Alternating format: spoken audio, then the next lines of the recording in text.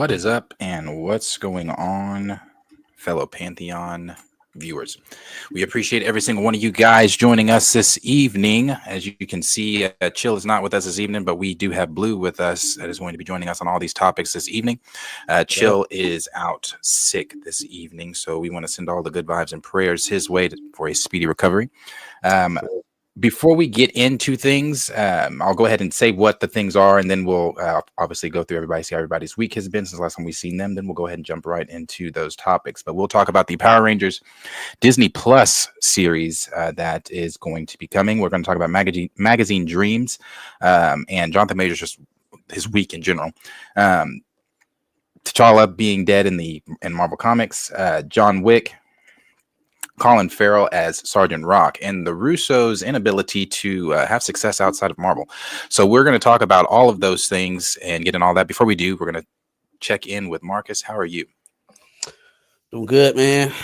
Glad to be sitting here with y'all boys. What's going on with you, Darius?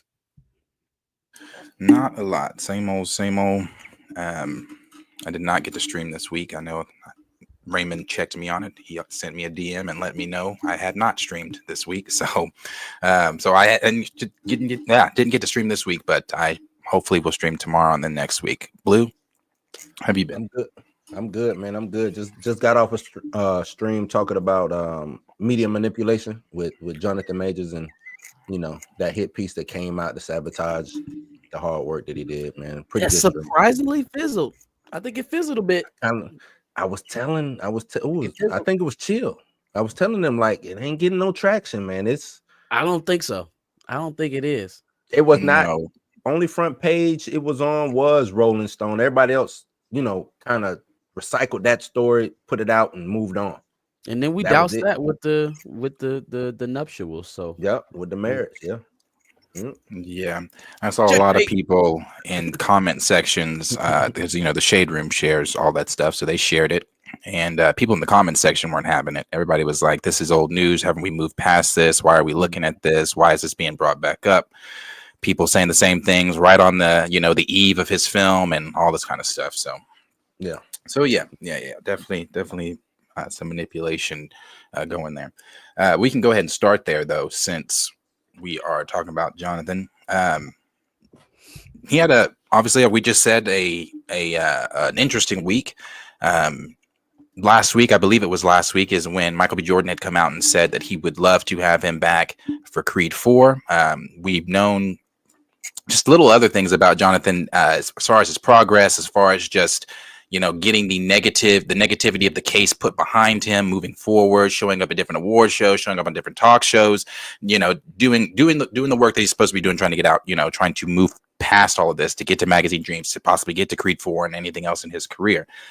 So of course, like any time in Hollywood, you have and I'm going to pull the black card because it's the card that's being dealt. When you have a black man that is doing positively, especially when you have one that you intended for him to have a downfall, and then that downfall didn't go the way that you intended, as you were slowly watching him rise back up, you want to besmirch that name again. And to me it was just out of nowhere. It came out of nowhere. That recording came out of nowhere. It's again on the week of his film, and then you've got Michael B. Jordan's comments, and you've got him and Megan Good getting married. It's just like all these good things going for this brother, and then you've got boom, let's hit him with this. So I did think that the timing was quite interesting, but like you guys were saying, it didn't. I don't feel like it really gained the traction that Rolling Stone and maybe Jabari wanted it to. Yeah. No, it was, and it seems like, because like I said in my stream, it happens a lot. They did the same thing with Nate Parker. His stuff was while he was in college. He was acquitted. He had, what I'm saying. He comes out birth.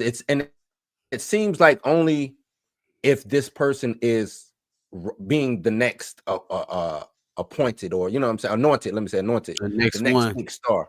Because Nate Parker was on his way. He was really on his way, and he did that Birth of a Nation. And just out of the blue, out of nowhere, like on a case that nobody was thinking about, most people didn't even really know about, they want to throw that in that man's lap. You know what I'm saying? And I did a little research, come to find out, what it was, The Bankers with Anthony Mackie and then That was supposed to be Nate Parker. no, that was Oh, I was supposed. about to say. It was supposed to be a big because it was getting like awards talks and things of that nature too. Mhm. They threw water on it. It was a producer that had some type of something going on, and somebody, made sure they brought it to light and through. So it ended up on Apple. Was it Apple TV? I want to say it was one of Apple TV's first projects they did, but it ended up there. But it was supposed to be, in the theaters, and it just seems like anytime it's a dark-skinned, melanated, and I asked the question, would they do that if it was Aaron Pierre? Would they do it Aaron Pierre? Would they do it with anybody who was of lighter complexion? I don't know if they would. Depends on how far he go. Who did he offend? What did he do? Yeah, true that. Depends on how far up the ladder he actually offended. With Jonathan, though, it was more than suspicious. Like the angle was very clear. And let me just say this: like it's one thing to be a responsible journalist and stumble upon this information, have it leaked to you in some sort of way, and then do the work of verifying it with both parties. It's one thing if you do the work of verifying it with, some engineers that you have. How does this sound? Mhm. What does this look like when you put it on a screen, when you're looking at it digitally? How does the sound waves look? What does it look like? Does it look like it's been edited? Is there any dead Right. spots where something could have been replaced or changed? There was no due diligence on this. She got a smell of this and went right to print. Mhm. And Right, the to SoundCloud. be, yeah, it's crazy. And so with her doing that, she now puts her word in the SoundCloud clip up against Whoopi Goldberg, and Will Mhm. Smith, and Michael B. Jordan, and all these, and Matthew McConaughey. And then all of a sudden, it doesn't seem so heavy. All of a sudden, now it's more so like Jeremy Renner in his situation than a Right. career-ending situation for Jonathan Majors. All of a sudden, and it's like we were talking about this on the pod on Sunday. I am very grateful that this man has found a second breath and that he's able to move on, even though people want to keep pulling him back, dragging him into the shit. Yeah. But it's just very telling that this is all it would have taken to quell all these issues in the first place. This is all it would have taken. Jonathan Majors didn't end up where he is, even though I felt like he might have made some bad decisions. Mhm. He's not here solely because of his own decisions. He's here because somebody decided that he needed to be here. And Right. then all of a sudden, somebody decided that he can leave. Yeah. So I respect those individuals for saying what's true in this instance. I also kind of look at them like, yo, Whoopi, what would you have lost to have been like, hey, let's let the trial play out for Jonathan Majors. Let's see where this goes at the onset. What would it have cost you, Will? Well, Will got a lot of shit going on. Let me move on. He said Will. He might have been the only, if somebody would have came to Will, he might would have did it though. He might be like, you know what I'm saying? Maybe, but I don't think they was thinking about asking Will to do shit at that time. Right. Matthew McConaughey, what would it really have cost you to be like, listen, man, he's a talented young actor, and I think we should give him a chance. And everybody does something wild. I did a lot of things back in my day. I'm Matthew McConaughey. Hey. So if they would have came out and did that first, I don't think the hits, the smear campaign would have been nearly as successful as it was. It's only now that this man has allies that they aren't able to just drown him out of the media. That's true. Allyship is needed. And I think, I mean, I don't know how they approach it, but I'm with you 100%. Whether it's Michael B. Jordan, especially come on, Mike, we just did the film together. We were just kicking it all in the. We had to shoot the little Vogue shoot. Yeah, that's what I was gonna say. The Vogue shoot and all that. Like you couldn't say, nah, not my brother didn't do that, or I'm standing beside my brother until I see otherwise. You know what I'm saying? At least that. But that might be the MO in Hollywood. Like, and the reason I say that, shit, even on the white side, look at with James Franco and Seth Rogen, right? Seth didn't stand by Franco at all. Like, Nah. soon Not as at it all. hit Neither print, did Jonah. yeah, as soon as they hit print, they were like, "Oh fuck that, we done." Nah, we, you know what I'm saying? I'm like, damn, I don't even what did he do? I don't even know what he did yet. Y'all just saying, you know what I'm saying? Like, so I don't know. Maybe that's the Hollywood thing to do. Maybe that's what their agents tell them to do. You know what I'm saying? Don't say, just step back. I don't know. But you're right. Franco might be Allyship one of them would have helped. guys that got personal beef though, because he was that's who Amber Heard was cheating on Johnny Depp with. So he liked to sleep with men's wives. I can imagine, like, if that's what you do, if that's what you be on, that ain't your first time. You know what I mean? So, and not to put that out there like I know something. I don't know. I remember the elevator video. I saw James Franco and with yeah. That's a creature of habit right there. If you do that once, you done did it before. So I can only imagine. Yeah. Well, the Rotten Tomatoes score for it is good. So 83%. Someone had put a review. Malcolm had put a review and said, Jonathan Major's performance. Yes, Jonathan Major's performance in Magazine Dreams is undeniable, and no amount of hate can stop this talented black man from getting the credit he has deserved from his hard work. So I definitely encourage everyone to go see it. I see some people in the comments saying they have their tickets for tomorrow. So yeah, definitely go check it out. We'll peep it tomorrow. Yeah, we'll be on Pam's stream on Saturday. Me and Josh, and I think some other people will be joining us as well. So make sure y'all tune in. Yes. Yep. Everybody tune in to that one as well. We're done on Jonathan. Anything else to say? From what I understand, he's supposed to be in the Breakfast Club too, I think. Oof, that's gonna be a big one. Yeah, that's gonna be a big one. Yeah, I'm interested to see how Lauren handles this. Right, because if anybody's going to ask some pressing questions or some questions that he maybe didn't expect, something to trip him up, is going to be Lauren. So I want to see how she handles it. Number one, how deep she digs into. I don't think she go that deep. You never know, bro. You never know. Because how I look at, I don't think he can talk. I think his hands is tied in talking about the case more so, you know what I'm saying, especially because it was civically it was dismissed with prejudice, and I think it was an NDA involved, all types of things of that nature. That's why he's not even really addressed, because I forgot it was a dude who asked him about it, and all he said was, man, that was in the past, and basically I can't talk about it, that's in the past. You know what I'm saying? So I don't even know if he can really get into the minutia of it. Even if it's not about the case specifically, what if she goes in about first of all, does Megan sit down with him? That's his wife now. She gonna be there. Is it gonna be a joint interview, or is it just gonna be Jonathan? I feel like if she not there, they leaving Jonathan to answer questions about the relationship by himself. Right. That may be where some of this stuff, because at the onset, everybody thought this shit was fake. I thought it was fake. What the Megan and for real? When it first jumped off, I was like, okay, she doing this man some good. She doing this man a solid. And they just kept rolling. They kept rolling. And then I was like, well, they did say that he was texting another woman while he was in that car. Yep. So like they proved it to me. But I'm saying there's still a contingency out there. And I don't know if Lauren counts herself as one of that group, but that sees Jonathan as still the hey, white woman, be Coretta Scott. You know what I'm saying?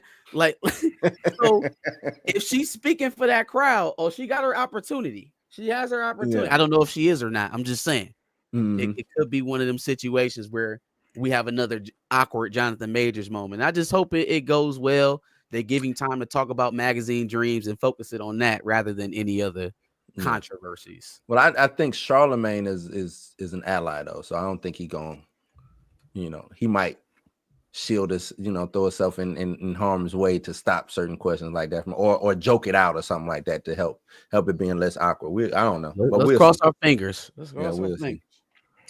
I was trying to find what he said. The letter he wrote to Marvel. He said he did that interview where he said he loves Marvel, he would love to work with them again, blah blah blah blah blah. But I didn't know that he had written a letter to Kevin Feige. About no letter now. Come on now. You laying it on thick. You laying it on thick. I think he said he wrote it when it all happened though, when everything was going on. Yes. Oh, so he did. I was trying. Yeah, okay. All right. Yeah, like 2 years Not old, I now. guess. He So didn't write he, it like yesterday. Like, I hey, was hey, about to say Mr. that. right, Marvel, I'm right. ready. No, no. Yeah, Like, he wrote dog, buddy, let wrote it that letter go. to him. I can't find it though. I thought I had it bookmarked. But I guess the only reason I even brought that up is because I was like, I've been one of the ones, and I still say he's not coming back as Kang. But stranger things have happened. Uh, who knows? What Kevin Feige and him have talked about behind the scenes. We don't know if Kevin replied to that letter. I don't know what their plans are with He ain't with reply to that fucking letter. I don't know what their plans are with Kang, but I think it's over with. it's interesting. But I Yeah, think I still Marvel think is it's over with. though. Yeah. That's a whole nother one. Okay, now this one, the Power Rangers. Power Rangers was announced yesterday to have a live action series on Disney Plus. Fam, when did Disney buy the Power Rangers? Who did they buy it from? Saban. Did they buy the Saban company, or they bought Power Rangers from They bought Saban? Power Ranger from, this was 2020, because they were supposed to do it, and then it went to was it Hasbro, and then Hasbro gave it back to Disney. It was some crazy stuff going on. I want to say around 2020. Yo, that's insane, because so what? First of all, what is Saban making that they can afford to sell Power Rangers? I think he wanted to move on, because I know. Shit, let me see if I can find. Move on. Yes, I mean Saban wanted to go big. He wanted to do bigger stuff. Because the This last. is. Oh, go ahead. Go ahead, there. No, you go. I'm trying to find. Let me find this. Well, this is what I was going to say. I was going to say. Let me see if I can find it here. Here it is. All right. This is what they put out on it here. And this is coming from comicbookmovie.com. It says last summer it was revealed that Hasbro Power Rangers Cinematic Universe, which was expected to include both the original television show alongside a slate of movies, had been scrapped by Netflix despite being in development for over 2 years. Jonathan Someone said the end of the fucking world was originally set to oversee the franchise, with Jenny Klein serving as showrunner. Reboot plans subsequently stalled, and it sounded like Hasbro was going back to the drawing board to figure out how best to monetize the iconic TV series the 90s kids among you will so fondly remember. Today, The Wrap has revealed that Percy Jackson and the Olympian showrunners Jonathan E. Steinberg and Dan Schatz are in talks to write, produce, and serve as showrunners for the new live-action TV series developed by 20th Century TV. The reboot will stream on Disney Plus. And then it goes on to say the House of Mouse isn't necessarily where we expected Power Rangers to land, but the fact that something is finally taking shape is bound to please fans. No plot details or even a timeline for when we'll see the series on the streamer has been revealed. It could be early days for this one. So, yeah, it's looking like Disney Plus isn't making it landing with Disney wasn't something they expected either. Yeah, it looks like 20th Century is making it. It's just going to be streaming on Disney Plus. You can't hear us? It's probably me. Go ahead and keep talking. I was about to say, Blue, can you hear me? Yeah, I hear you. Yeah. Okay, all right. I thought I was cutting him off. You just kind of ran through me. But, yeah, no, that's still kind of wild, man. Do you know how much IP Disney owns? In terms of just like sci-fi or genre, it's just like or superhero content. They own so much, and it just really makes it just make you think, like, are y'all really that good, or did y'all just buy everything so nobody could compete with y'all? I think it's both. I think at one point in time they were good.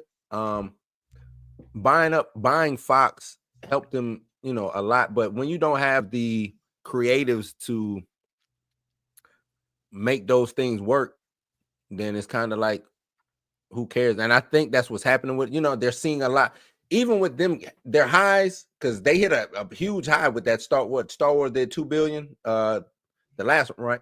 The last Yeah. Star Wars movie did $2 billion. Wait, it But did then- no, hell no. You talking about Yeah, Rise of Skywalker did $2 I think billion? it did $2 billion. Yeah. Holy shit. I Why want to did say we it did do 2 billion. that? Like Why did we they do- got movies that do too, but that's what I'm saying. For every $2 billion movie, Crazy. they get a flopper or a stream of fucking, you know what I'm saying? A couple of movies that just don't do nothing. You know what I'm saying? So I don't know if they got the right executive talent over there or mid-level talent to do these things. That's what I think. You know what I'm saying? For a lot of the IPs. What do you think? How do you think this series is gonna go? I hate that they keep calling it a live action Power Rangers. When has it When not has it not been live action? The hell?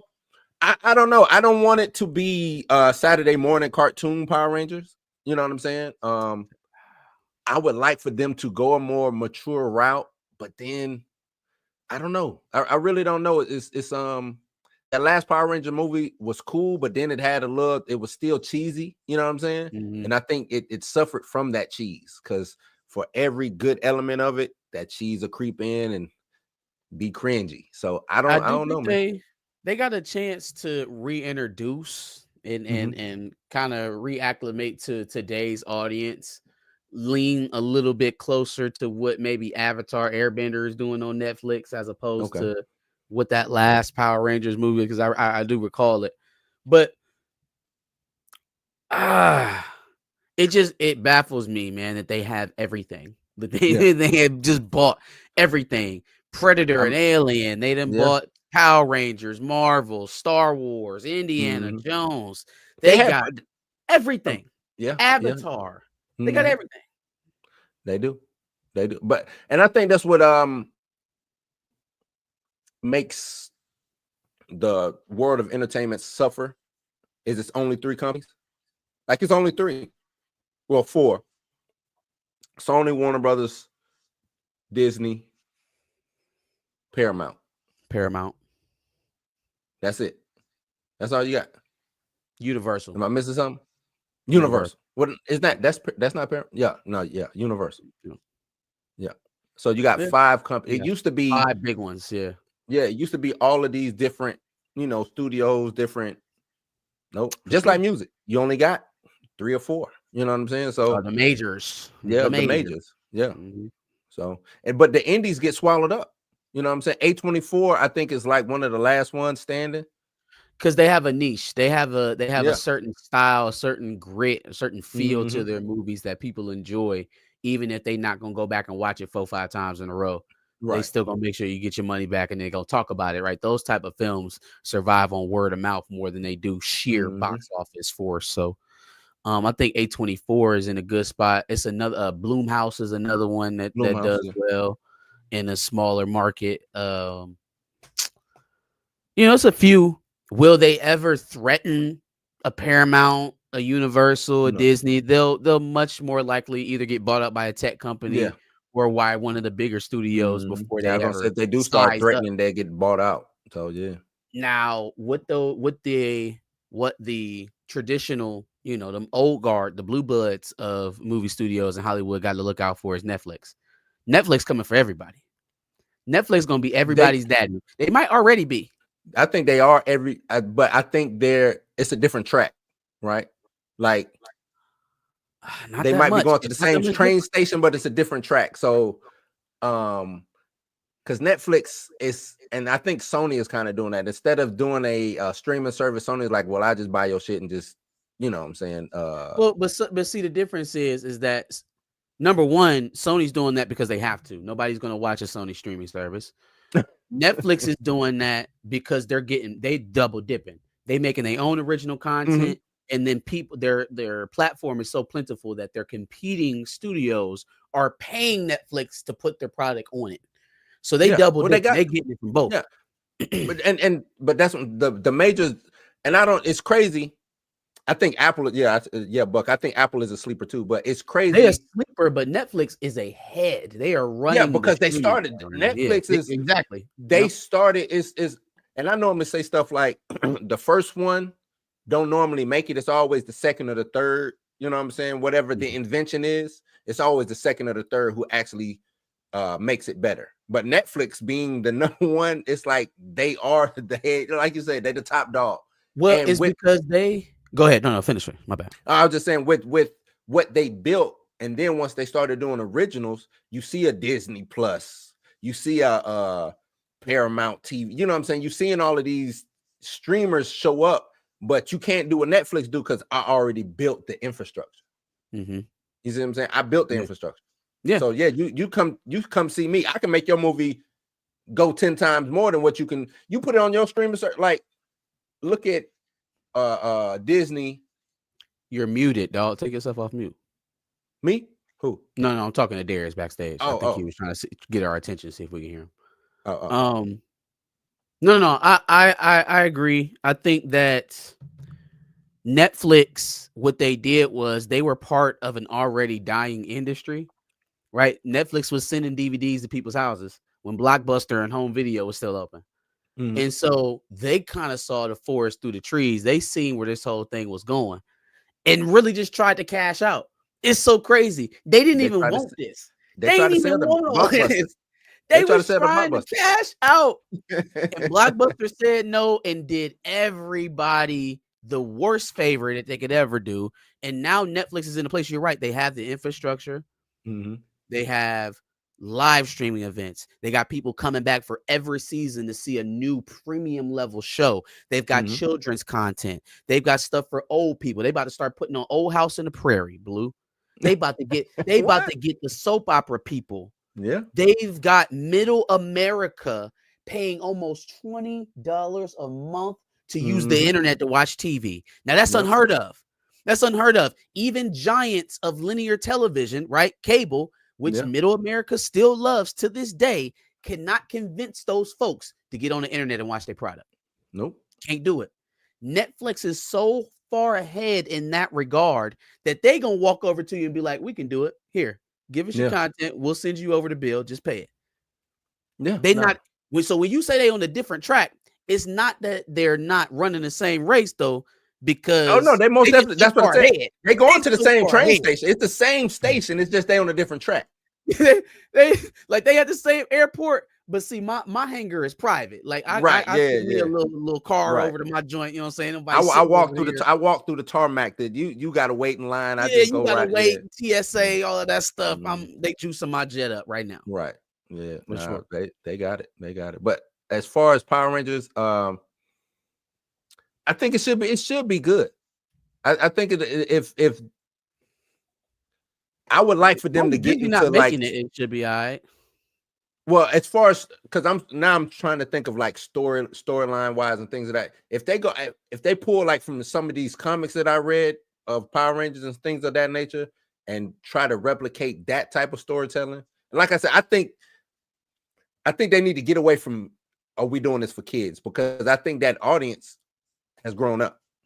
I don't think these new kids really care too much about Power Rangers. You know what I'm saying? Unless it's anime style, I don't really think they care too much about. But that's why I said it's a good opportunity for them to reintroduce, right? Because you're right, most of their audience is us, right? We aged out, and so you either gotta bank into the nostalgia, which is gonna make it cheesy, or you gotta come with something completely different, which is an opportunity for you. I mean, it's risky, because you do have a built-in audience that's going to come in with the expectations that you'll have to serve to a certain degree. But I also think that if you do it well, if you execute it well, I think most people will understand that at some point Power Rangers was ever going to get on the silver screen, it had to go in a different direction. Yep. Mm-hmm. Don't stone me. I was not a Power Rangers kid. What was you at all? Not Power Rangers. I was not a Power Rangers kid. I don't think I've ever. I couldn't tell you one thing about Power Rangers besides they're multicolored. What was it was another one. They had suits, and it was like Big Bad Beetleborgs. There you go. Yeah, the Beetleborgs. I hated all them shits. Beetleborgs, VR Troopers, all that. Man. Like I only. He wasn't.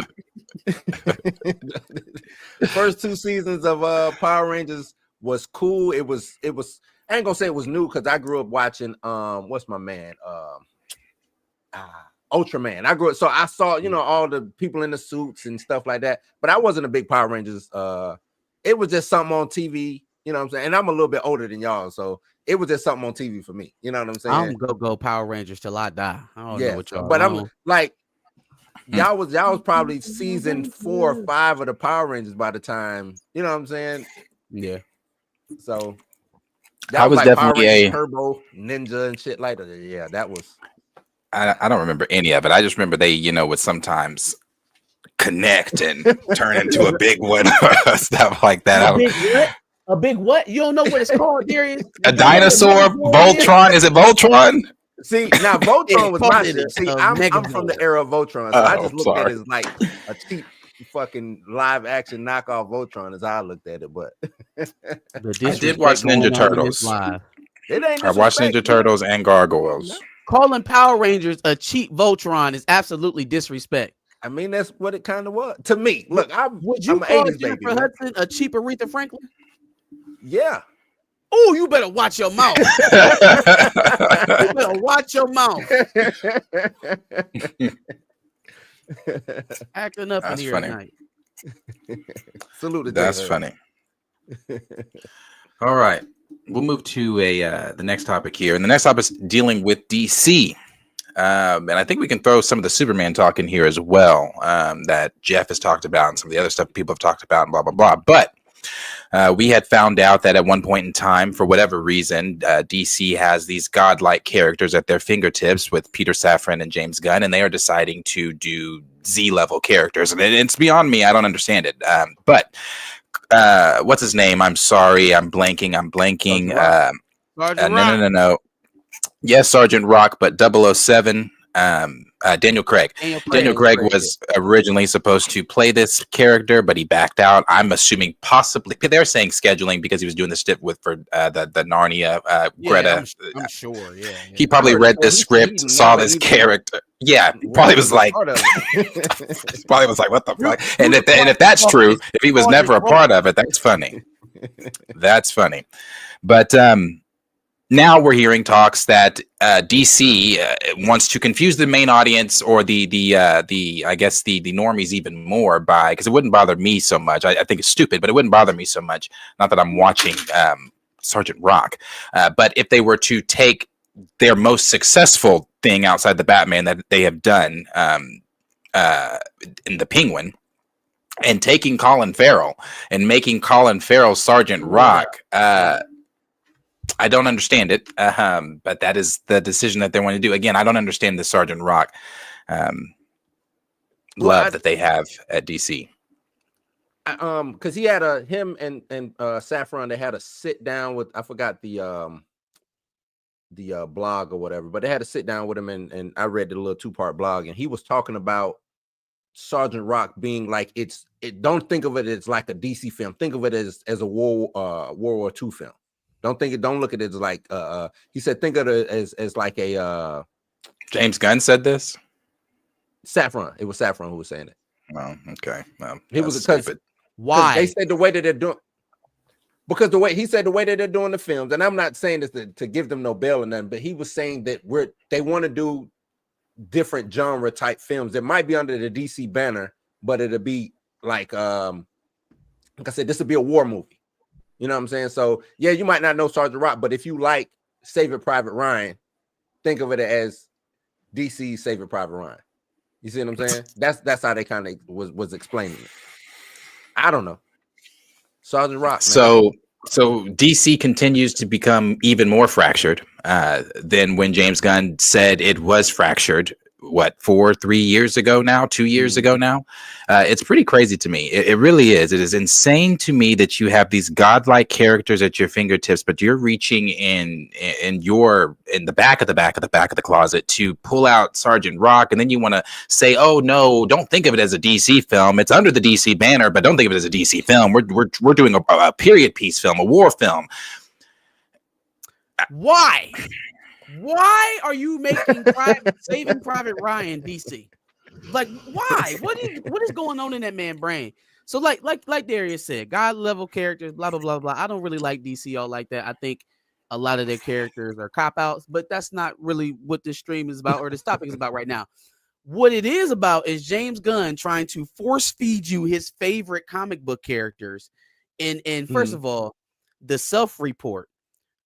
Got Sergeant Rock, Booster Gold, Peacemaker, Creature Commandos. James Gunn was a weirdo. And like not Clayface. not Well, a he is a standard weirdo, not like us, like nerdy and we like different stuff. No. He's weird to us. Yeah. So, like you watch that man out of the side of your eye. I don't get this. Penguin was the most successful thing to me, even more successful than the Batman, because not only was it successful in its own right on its own 2 feet, but it created cohesion. It brought 2 elements in this universe together and made us hopeful for the future of that union, right? Nothing else he has produced has done that. Nothing else this man has made has done that. Not a single thing. Now, you got some things on the horizon that hopefully get them over the hump in that regard with Superman and the Lanterns. But, buddy, to this point, you have given us nothing to give us more faith in your version of the DC any more than we did in the Snyderverse. Right. You've got nothing.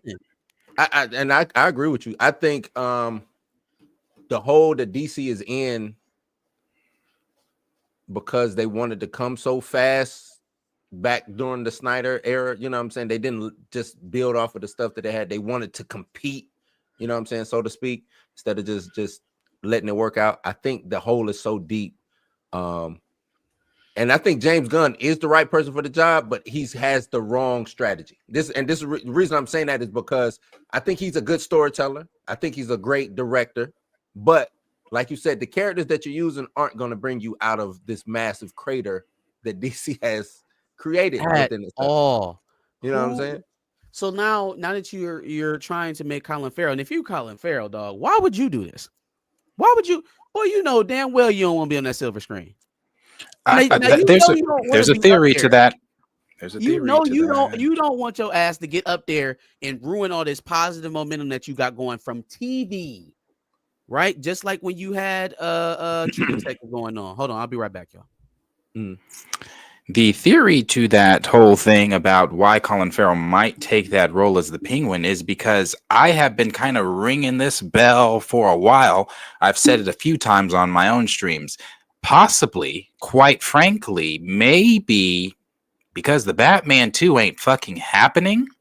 And if Batman 2 doesn't happen, which means that Matt Reeves's universe would be dead, which possibly they've already told Colin, hey, bruh, between the two of us or you in the studio, there is no Penguin season 2 because there's no Batman 2 because Matt Reeves's universe. I'm just telling you what is kind of out there. I don't know anything. Colin said there is no Penguin season 2. Oh, well, there you go. There's no Penguin season 2. So there you go. So if there's no Penguin season 2, and then you've got all these rumors and things circulating around what's going on with the Batman, you've got the studio themselves using words like, hopefully we're going to film it. You know, at first it was like, oh, we're going to film it in 2026, or we're going to start filming at the end of this year or whatever. Now it's hopefully we'll start filming at the end of this year. And when James Gunn was recently asked about it, you know, he gave an answer, but didn't give an answer. Now, Matt Reeves does not work for James Gunn. His whole contract and things were before James and Peter took over. So it's his own slice of DC, but he doesn't because he is still the president, but his movie is not under James Gunn's necessarily. Well, but he can still just not do it. He's the president. So wait, were you talking about there's not going to be a Penguin season 2? Yeah. Colin Farrell came out and said, no, won't be a Penguin season. First of all, he don't make that decision. James Gunn's going to make that decision. And James Gunn doesn't make that decision. It's not a James Gunn. Penguin is not a James Gunn thing. That's Matt. It's not under Matt. That was a Warner Brothers situation. That's not a Again, I still don't think that's Colin Farrell's decision. If James Gunn is able to work something out with Matt Reeves that works for both of them, there will be a Penguin season 2. That's what's in everybody's best interest. The problem is this pesky Olisco here where Marcus was right. And I said that if Reeves don't bend over and play ball with James, then there will be no Batman 2. Nope. There will be no Batman 2. And he's going to put it right in the corner where, oh yeah, where Blade is at. Oh yeah, no, it's coming. We just really want to get it right. It's really important to us. We really want to get it right. Until all of a sudden, the name changes, the director's dropped. We have a new Batman, and all of a sudden, James Gunn is helming. He's the executive producer on the project. That is how that will go. They will draw it out for years, and then it'll slowly pivot as they've done. Photo. Now, that still doesn't explain Sergeant Rock, because even if you're not going to continue it, you want people to stream it. You want people to still have a good taste in their mouth over the character. If you come over the top with Sergeant Rock and it bombs, because why wouldn't it bomb? What did you just do? Number one, for DC, Colin Farrell, what did you just do for your career? You had this heater coming off of the Penguin, went and played another DC character and stunk up the joint. Like you hustling backwards, dog. Yeah. I don't believe there's going to be a Batman 2 for those and I like the Batman. I like the first film. I think that's the only film. I just don't believe there's going to be another Batman film. I think that there is some messiness going on behind the scenes between James and Matt Reeves, from, like Buck said, and this is not, like they haven't, from the reports, Matt Reeves hasn't even started writing the Batman 2. And if he hasn't even started writing, because I'm sorry, that's what James said when he was asked about it. They don't even have a script for the Batman 2. So they have nothing. They have nothing. So I think, like you said, we'll see a Batman, but it'll be what James wanted. Either Matt's gonna play ball and give him Battinson, or bye-bye. Pattinson universe. What do you think the argument would be? Let's say there's a hypothetical tug of war going on between Reeves and Gunn. What do you think it's over? I think it's over tone. Is what I think it is. Definitely tone. I think tone, and then bringing James's universe into Matt's universe. Matt never wanted he didn't want Superman. Yeah. Who wants to have Batman run around with Peacemaker? Fam, there are better characters, dog. We have better characters to use. But yeah, I think it's to overtone. Like, so even some of the stuff that you're hearing out of the long speculated Superman screenings that they've been having has been questions over tone, right? If somebody's saying something bad about it, it's because it's too jokey. It's Guardians of the Galaxy meets Superman. If somebody is saying something good, they may say something good, but they are referencing the humor. Oh, well, the humor was well placed. Yeah. Oh, well, the humor went well. Oh, Corn Sweat was awesome, and the humor wasn't off-putting at all. What that tells me is that the humor in this movie is going to be a lightning rod, and that's enough to sink a film itself. Yeah, right. To have a controversial point like that, where some people love it and other people absolutely hate it, that could sink a film. So I do think that tone is probably their main point of contention, because when you really get down to it, if you already have an established Batman in the universe, that only helps you. That only helps you build your universe out. That gives you one less thing to do. And then you do the job of a storyteller to adapt and fill in the gaps in between what was already done and where you want to be at. If we're talking about scrapping this thing all the way down to bare knuckles and leaving Reeves out into the wind, well, I think that will be the writing on the wall for James Gunn's his job there at DC. You may get the berth to build up Superman, and maybe it doesn't make $1 billion on the first film. Maybe it doesn't make 800 million. You have an underwhelming Superman. You don't have a Batman on your plate, and you're still serving people up Swamp Thing and Booster Gold. Okay, well, they're gonna get you up out of there, and especially when your entire argument for getting this job was that these characters are going to make Warner Brothers a bunch of money. That was the game, right? You were able to convince David Zaslav that the characters in this catalog were enough to turn some profit for that man. You've yet to come due. You've yet to pay up. Okay, so I just don't think that he has as much rope as what a lot of other people think he does. I've been saying since day one. I've been saying since day one of them, ever since he was announced as the director and the writer, I said if you have Superman, which I don't think Superman's going to be doing the electric slide or anything like that in the, in the film, but I can't say there's moments within the Justice League within a group of where something's funny that's said, where it's like, watching the animated series or anything like that. I'm not saying there's not humor, but I'm having a tough time trying to find the humor in Kal-El. I don't know. I don't. But I've said since the beginning, having him come in and knowing how James Gunn is with the Guardians, this is not the Guardians. This is this is not a group of heroes that people really don't know that you're able to put your creative spin on or do whatever. This is Kal-El. This is Superman. This is a hero that has been here. That you are now putting your gunness Superman on. is funny though. I mean, as Clark is he's a klutz. You know what I'm saying? I think stuff like that is where the humor should be placed. Him as Clark, him, bumping into shit, him maybe breaking something on accident, stuff like that. I could see. But if him as Superman and he's cracking jokes as Superman, I don't see that. You know what I'm saying? Happening too much. But it was with the Nerds of Color. They did a part 1, part 2. He says, speaking of Gotham, James and I love Matt Reeves' vision for the Batman Part 2. We're looking forward to this film as much as you are. He hasn't yet turned in the script, but we've read so far is very encouraging. And on that same front, we are very active. We are in very active development on The Brave and the Bold, and that story is coming together very nicely. And we'll have more on that soon. So, I mean, that's them saying that Matt Reeves hasn't even that man turned just in mentioned The Brave and the Bold. Yeah, that film don't have a director. That film doesn't have a director. They fired the dude that was supposed to be doing Brave and the Bold too. Rightfully so. Right. They rightfully so firing. Who was it? It was Muschietti, wasn't it? Who the fuck just did Flash? Yeah, Muschietti. Oh, yeah. Okay, then there was no reason to have that disaster come over and direct this at all. Why would he ever be? Why would you even hire him in the first place? James Gunn saw the Flash before anybody. Why would you announce a Batman movie and give it to him after you've seen the Flash? Why would you need to see the results of how the Flash came out to know that wasn't going to be a good movie? Right. Right.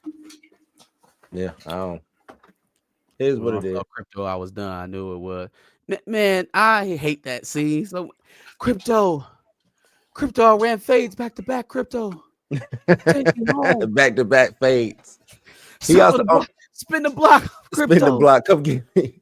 He said also. They asked him if the release date would be pushed for Batman Part 2 would affect the release date of the Batman, the Brave and the Bold. He said we will announce that on October 2027 that there will be a Batman movie. So God damn.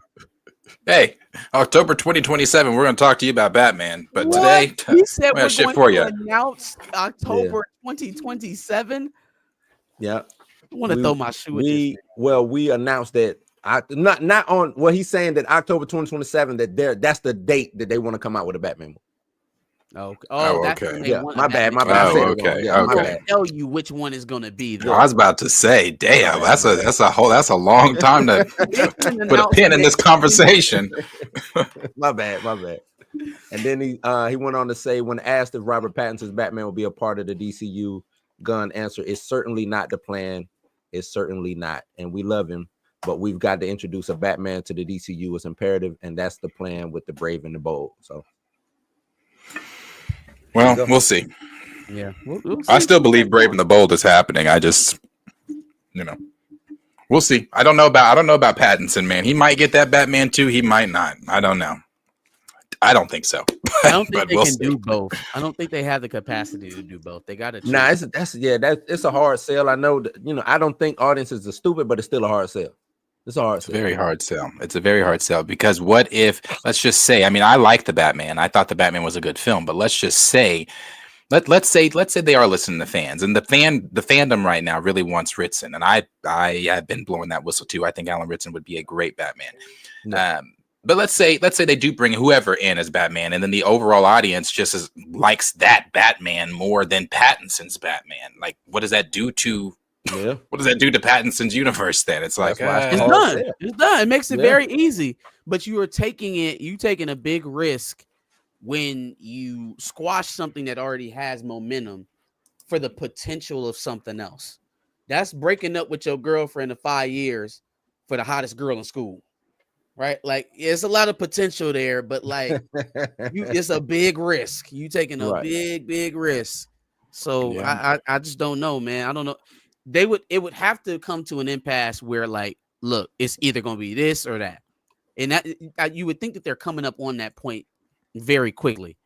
Because 2027, yeah, you need to be shooting a movie right about now, wouldn't you? I'd say you need to be at least in pre-production, casting something. So yeah, I would expect them to have a decision on that made fairly quickly. Now, when do we find out? I don't think we find out till somewhere around 2027. I think they're gonna kick that bucket down the road until they have to say something, because they don't want another Snyderverse on their hands. No. But I also think everything is contingent on If Superman let's say Superman comes out and at least hits 850, 900, right?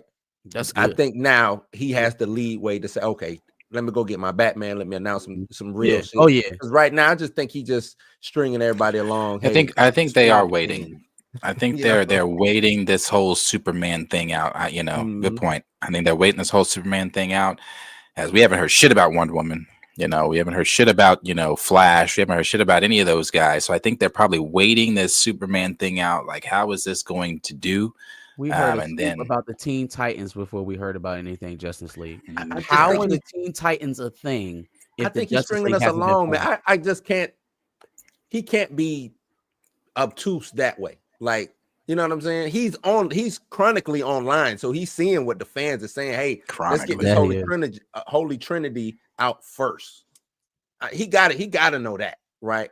So for him to throw Swamp Thing and, like you said, Sergeant Rock, and I just think that's talk, man. They just keep chatter going, because if Superman don't work, who the fuck cares about Sergeant Rock and everything else? That's it. That's what I'm saying, bro. It's done. If we don't get over the Superman hump, Buddy might not be around to do any of this nonsense. So yeah, I just think he's just talking, man. A lot of that outside of the stuff that he's already shot, like Supergirl. I think they already started shooting. I think they said Creature Commandos is getting a season 2, and we know that Peacemaker is coming with season 2. Other than that, you ain't like Creature Commando? We wasting time and resources. I didn't see Creature Commandos. I didn't watch. Peacemaker. I won't watch. It's a good story. It's a good storytelling in there, man. I would recommend it. But I would recommend it. They need more. They need more than that right now. Like, you don't start with Creature Commando. No, I hear you. I'm just saying that they gave it to you, though. I mean, Yeah, they did it, right? They did it. So it's fine. We do have a super chat from Puma Lee. So Puma Lee, we definitely appreciate your super chat there. You just mad because your ass is old. First thing you do is just pick up the phone. But he said, let's face it, it's Batman that has to perform. Well, everything else is minor. I'm looking forward to the Lanterns or Constantine. Not Superman. Superman can't fail. Yeah, Superman cannot fail. I believe that as well. Everything else, I agree. Yeah, all the TV shows and stuff like that. Yeah, you can flop in the middle. That Superman movie got to do something. Because it's a lot, right? That's their cornerstone. That's the money maker. That's what's going to dictate the story going forward. If Superman fails, like I said, that is it. Like, I thought Waller was up next. I thought that was one of the things. Nah, he put it on the back burner. Smack shit. All right, man, come on, bro. He put everything that he announced out of that closet in the back burner. He put on the back burner. Damn. I mean, all of it. I think he needs to concentrate on Superman. Make Superman as good as possible. Get the right market and get everything going. That's what you need. I don't need to hear no more about. Cake might already be cooked though. That cake might already be cooked because they so far into it, they showing it to people. I feel like you can only change a movie so much at that point unless you just gonna reshoot it. Maybe they reshoot it, which would be nuts. Hey, I mean, that'd be nuts. What we got coming? 4 months out. It ain't coming, but what was the Batgirl footage then surfaced? It You seen that has. shit? Yeah, some Mhm. Batgirl footage done surface, and everybody saying, "Well, shit, give us that movie." But according to them, it was unreleasable. Yeah, That's what they originally said. They needed some money, man. That's all they did. WB is Let me get struggling. that tax break. Yeah, let me get Yeah, that they good tax struggling. write off. That's why Superman got to work. I think Zaslav fucking cuts It's got to work. If Superman don't work, he cutting everything. He cutting it, selling off pieces. Yeah, no, it's Batman- over. It's Yeah, over. Batman Apple's gonna gonna belong line to up and Image try to Comics. buy DC. Yeah, that's what I'm saying. Like Todd McFarlane gonna buy half. Be Marvel relying buy on half. Harry Potter. Be bad, man. Be Having the relying DC on that universe Harry Potter parted out. series.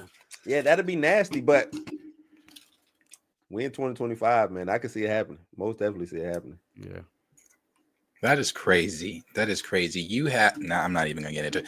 Anyway, good on that one. All right. The next thing on the list here we'll talk about is the Russos and their inability to be able to seemingly have a good box office outside of having Marcus and McFeely at their hip writing an MCU film. Man, Electric State sucks. I didn't watch. This is on Netflix, is it not? Yeah, it is on Netflix. This is the robot movie with Millie, because they love Millie. It's like robots versus humans, only they do it in the cheesiest way possible. They look like the big trailer teddy sucks. Bears. Are they teddy bears? What are they? No, it's like I don't even know how to explain it, man. It's like, you know how on Ready Player One they had all of the company people that was playing the game, the like drone people, and then you'd be in like a little station playing droning in. Yeah. Imagine fighting a real war like that versus AI. Okay. And that's low key what we talking about here. Okay. Like it just, the concept was goofy. I didn't love Chris Pratt in this movie. He was kind of dopey. He's normally pretty solid. He ain't like the best act, but he's normally, you know what I'm saying? Okay, right? Like he's serviceable. I didn't like much about this movie. And it just got me thinking about other movies that I've seen from them. We mentioned, off stream, we was talking about Cherry with Tom Holland. I had to force myself through that damn movie. Like I made myself finish that film. I don't. Here's my question. We're getting them back. They're doing Doomsday. They're doing Secret Wars, right? And everybody's excited because, we got the Russos back. Are we excited because of the Russos' reputation with Marvel? Or are we excited because of what we've seen them be able to do today in 2025? Oh, no. It's definitely nothing that they've done in 2023, 2022, 2024. It's definitely nothing outside of Marvel. I'm going to speak. I feel like I can speak for most Marvel fans by saying this. It is purely because they have delivered some of the best Marvel content. So having them come back and, helming the next Avengers film after what has been a disastrous 5 years, it's like, that excites people. It excited me, especially having Stephen McFeely back. Yeah. I think that's it. Outside of that, though, their reputation sucks. Their films suck. I can't remember. Did they do the film with Daisy Ridley where you're speaking, only the girls can read each other's minds or whatever? Is that them? Maybe that's not them. Maybe I'm putting that on. Okay, that's not them. Yeah, I remember that movie. Yeah. That was shit. That shit's awful. That shit's awful. But that's not them. My fault. My fault. As far as directors, they didn't do 21 Bridges. They did Cherry, then they did the Gray Man with Gray Man.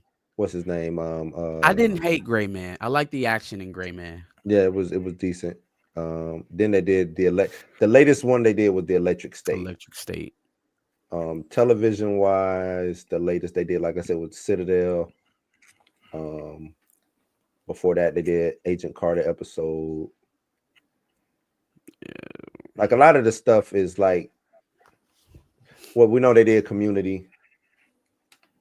I don't even, like you said, I don't know if they really got it. Maybe I'm just trying to, maybe Marvel, it's easier to work on Marvel because these is established characters in the story, because they pull from, it's easy to pull from the story, which is what they do. They all to do that, yeah. Right. It's a little bit, but coming with their own, where they the writer, producer, and all of that. Because I think they didn't. I mean, it definitely helps them having Marcus and McFeely as well. Yeah, having competent writing. Yeah. They are the ones that came to the Russos with, hey, we've got a story that can work. And then the Russos, after hearing that story, started their direct, oh shit, and let's take it to Marvel. So, it definitely helps them having, because I don't know if this, that was one of the biggest concerns was, well, that was one of the things that everybody was saying was, okay, yeah, if we get the Russos back for Avengers 5 and 6, it has to be with Marks and McFeely. It can't be just the Like, Russos don't just bring the Russos. Yeah, don't just bring the Russos back. Yeah, so yeah, I think that is one of the major things is they have them. So they did you, me, and Dupree. We banking the MCU's future on these guys on their shoulders, and they just haven't delivered on that level since Endgame. Since Endgame. So I just feel like we this might be a Hail Mary, y'all. This may be like, well, we know it's a Hail Mary. They went and got RDJ, and it's everything Marvel is doing right now is a Hail Mary. Did y'all see that they said Kevin Feige decided to do that? Like that wasn't even their thing. That was a Kevin Feige decision. He wanted RDJ back. Have you seen Josh over at the Den of Nerds, his latest video that he put out compiling his theory? I've heard him talk about the theory before, other people talking about certain things like that about but the Russos also confirmed here recently that it is that in order for this to be told, they couldn't have anybody else but RDJ do it because it ties back obviously to Endgame, which is what I've been saying. A lot of us has been saying since day one. He's a variant. It's not. And I'm sorry, as much as I really hate Josh's theory, I hate it. It does make sense that I don't know about the whole adoption thing. I don't know if that's what they're doing, but that the Tony Stark that we knew was never Tony Stark. Okay, no. We ain't got time for that. We don't have time for that. Don't retcon the entire MCU for this. I'm just saying. Stupid. It is. It's terrible. So they're going to say that the actual Tony Stark became Doom because they adopted the wrong child. They brought the wrong child home from what the hell is this? Parent Trap? They are done over there, man. I'm trying to tell you, Marvel is done. And this is the real Tony. And then look, they're gonna be able to redeem him, Blue. By the time the movie over, he's gonna start Dr. Doom, and we're gonna end it with Tony Stark back in the MCU. Oh yeah. The whole thing is that the Starks had a miscarriage, adopted a child, unknowing that this child in this universe, that this is all orchestrated by Kang, by the way, that this child in this universe, or He Who Remains. Do this without Kang? That's why I said earlier, maybe, I don't know what that letter said to Feige. Maybe they bring the brother back and say, hey, we just need to finish this shit. We need to wrap this up. Jonathan was like, dear Kevin, I saw you and Kathleen Kennedy bent over your desk. Get me back in the MCU. Love, Jonathan. Like he know where the body's buried. If he back in like that, he knew something, and he just had to have the opportunity to play that card. Because what? Yeah. So again, with the Russos recently in that big interview that they just did, confirming that Tony Stark, that it is a variant. It's the theory makes more and more and more sense. But didn't they come out when they introduced Dr. Doom? Then when they introduced RDJ, they know he's gonna be playing. That's what they said. That's what they said. I guess, but it's now changed. They could definitely lie. They'd be lying. Yes. Tony Stark is a variant of Doom, not Doom being a variant of Tony Stark. Well, I guess the Tony Stark that we knew all of this was orchestrated by He Who Remains, to where because in the first multiversal war, it was the original timeline where all of the characters were together, and that's the original timeline where you got the X-Men, you got Spider, everybody living in one universe, and Doctor Doom, and in the multiversal war, after He Remains ended it with Alioth. He came over to this universe and made it, the current MCU universe, made it the only universe, but orchestrated some things to where the Tony Stark did not turn into Doctor Doom in this universe, so where the Starks would get him, and then he would turn into Iron Man, and it's all convoluted as fuck. But I'm telling you, it does make sense if you go watch Josh's video. Go watch the video. In the original, he don't exist. Somebody got to be Iron Man. I don't know. But it's all pretty crazy. It's all pretty crazy. There was something in a certain TV show that came on. What was that? Was it yesterday or the day before last, where they were celebrating a certain day, and there was a theme throughout the episode.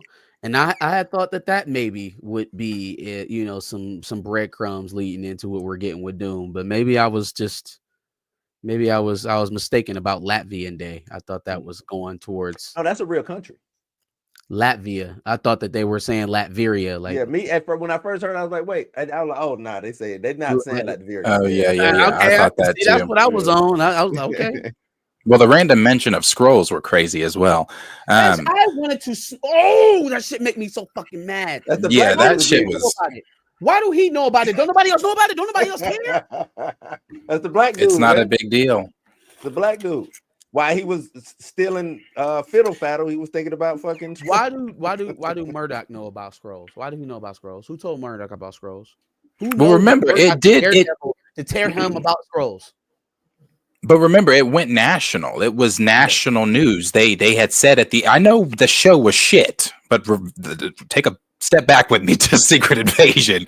At the end of that, remember, it went national that there are political, and then you had random people going up and shooting. Who told everybody? Who the hell told everybody? I forget who told everybody, but at the end, they had that montage. Yeah. They had that montage of like they had like political people giving speeches and random people going up and just shooting them because they didn't know if they were scrolls or not. But we haven't seen any consequence from any of that shit. That's the reason why the president isn't the president no more. That's how Ross became president, is because you're right, because homeboy, which would have been a dope ass story in fucking Captain America. Dealing with the scrolls. Not one mention of scrolls. Not a single one. There's 4 million of them still walking around on the planet. Don't nobody care. Nobody gives a shit. Nobody cares. Except for the nigga behind bars. Yeah. Or any of our other leaders. Fiddle paddle nigga. Fiddle paddle nigga. Yeah, that's just fiddle paddle nigga. Crazy. I wonder if any other our leaders. I wonder if this could explain any unexplained deaths that have happened in the MCU. Scrolls would be a big talking point for me, especially on street level stuff, because that gives you a reason to cross back into the greater Marvel lore. Right. But then again, they not writing anything together. Everybody writing their own stuff, and it all sucks nowadays. So they done. Now, Joel said Chris Evans is literally 2 people. No need to complicate it that much. Yes, Chris Evans is 2 people. Chris Evans is Human Torch from 2002's Fantastic Four. He is obviously Captain America in the MCU.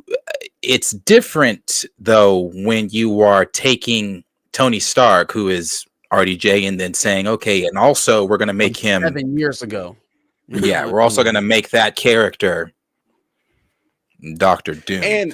And it was done with even with Chris Evans showing back up in Deadpool, it was a gag. It wasn't like, you know what I'm saying? It wasn't necessarily storyline specific. It was just a gag. Hey, let's bring in him. Let's do this. Ha ha ha. That man said, "Flame on." Like, what the what? Right. So right. Okay. And I think the last thing that we have here is going to be. Oh, I'm sorry. We'll talk about this one too. This one I forgot to bring up. This was the Star Wars. Star Wars right now, as we all know, is in the shitter, the crapper, gone, dead, probably going to be on the shelf at Ollie's somewhere for sale. It is very much not in a good place. And to make matters worse, they've put so much emphasis on the Rey movies and that they're doing like 5 more Rey movies. 5 more Rey movies. No, they're not. No, they're not. Oh, they're going to do those Rey movies. And with they're going to do those Rey movies. They're going to do those Rey movies. They are definitely Rey movies when Ryan Johnson finishes his new trilogy. No. Ryan Johnson finishes his new trilogy. That's when the Rey movies come out, and then after we're gonna get Taika Waititi's film and Lando, and then the Lando show. Yep. Don't forget Patty Jenkins now. Patty Jenkins gonna get her movie too. Oh yeah, Patty Jenkins got to do her Rogue Squadron store. I didn't mean to step on the scoop, man. Go ahead. Oh no. I'm just saying, watch. Those Rey movies are top shelf priority for Lucasfilm. Why do we believe that? And why does them having top shelf priority change the level of efficiency in the way? Well, because we already know who's doing a Rey movie. We know that what's his name? Patty Jenkins did a commercial for her shit. I forget who's the directors here. I think they had a poster for Rogue Squadron. Like it was. She had a whole commercial. They had a poster. They did the whole deal where she stood outside the life-size Y-wing or V-wing, and she was X-wing outside the life-size X-wing, and she was talking about how her father and she grew up on the whole thing. That's the charades they do at Lucasfilm. But another thing here, like I said, Marcus is under the impression and thinking that we are not going to get those 5 Rey films. I think that we are, and they're putting so much emphasis into these Rey films, and they want to do all this, but we can't even put emphasis into. Which I don't even understand why we're doing a Mando and Grogu movie, but that's another conversation at a time. But it is now going to be the cheapest of the films. It is not going to be something that they're putting a whole lot of money into. I believe the budget for it is $166 million, making it the lowest budget Star Wars movie under Disney. Now, what we do know about this film, and again, I don't know why they're doing this. It is the villains in this film are Enzo. For those of you not really deep into the Star Wars lore like that, Enzo is a bounty hunter that was introduced during Clone Wars. And Jabba the Hutt's son, who we have not seen since I don't know. The last time we saw him, he was a kid, and his name is Stinky. And he's going to be one of the villains in the movie as well. This was originally going to be So we originally thought that this was supposed to be season 4 turned into a movie, and Lucasfilm said, "Oh no, we're still doing season 4. This is just a one-off thing we're doing." Why do we believe? First of all, that Grogu is coming. Grogu. That's coming out. They're actually shooting that, but the Mando season 4 is actually coming, and we're going to get 5 Rey movies. And you can't. We haven't gotten a movie in 6 years. 7 longer than 7 years. 7 years since Rise of Skywalker. I don't know. And look, I guess I understand it because they did march her out at Star Wars Celebration. She'll be there. She'll be there next month. You talking about Rey or Daisy Ridley? Yeah. Oh, they're gonna bring her out. They're gonna bring her out. All right, absolutely. And I want to hear them talk about it. I want to hear them talk because we're now a year removed from the announcement, so we should have so much to tell, right? We should have so much to talk about what we're doing, concept art, costumes.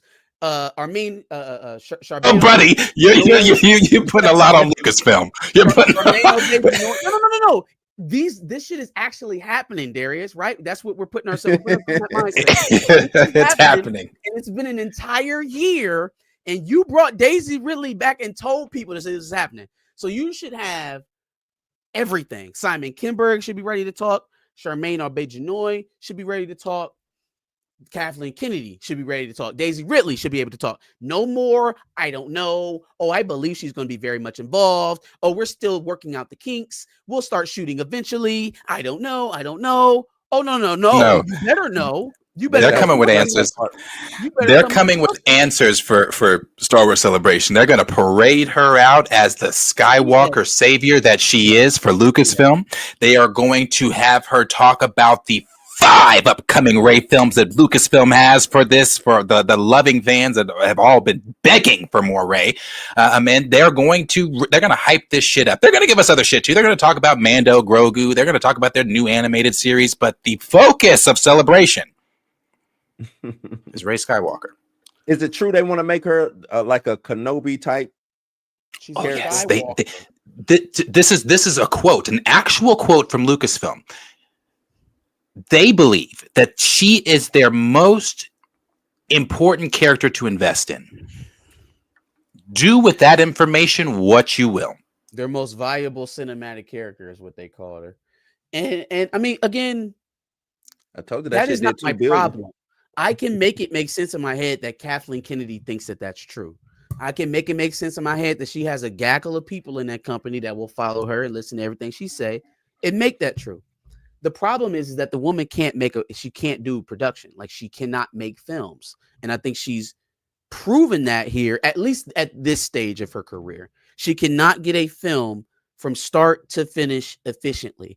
And now you're telling me that she has a 5-movie arc planned with this, with one of the most unpopular lead characters in Star Wars history. Probably the most. Let's not hedge bets here. The most unpopular lead character in Star Wars history. I don't believe you. I believe it as much as Rian Johnson coming back and doing his thing right in between Patty Jenkins and Taika Waititi.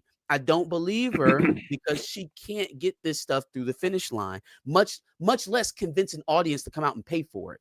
Now, if we get one Rey movie, it'll more than likely be the last. Because you know what'll happen? It's going to take Kathleen Kennedy 5-6 years to get that movie made. To get the next one to come. and by time, even this one, the one they're working on right now, it's already been a year, and Daisy really has no idea when they're shooting. Okay. So this movie might take about 5 or 6 years to get made. And by the time that time is run out, the calculation I think Bob Iger made is, you know what? This woman got all these big old plans, and I've watched her for the last decade try to get stuff to the finish line, and maybe 10% of it got through.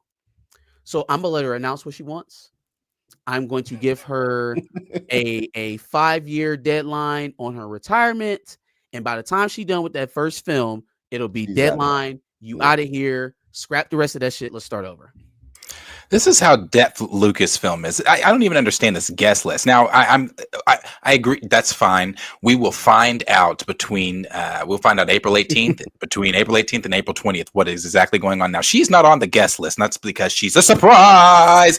But she was already this guest. I was surprised last year.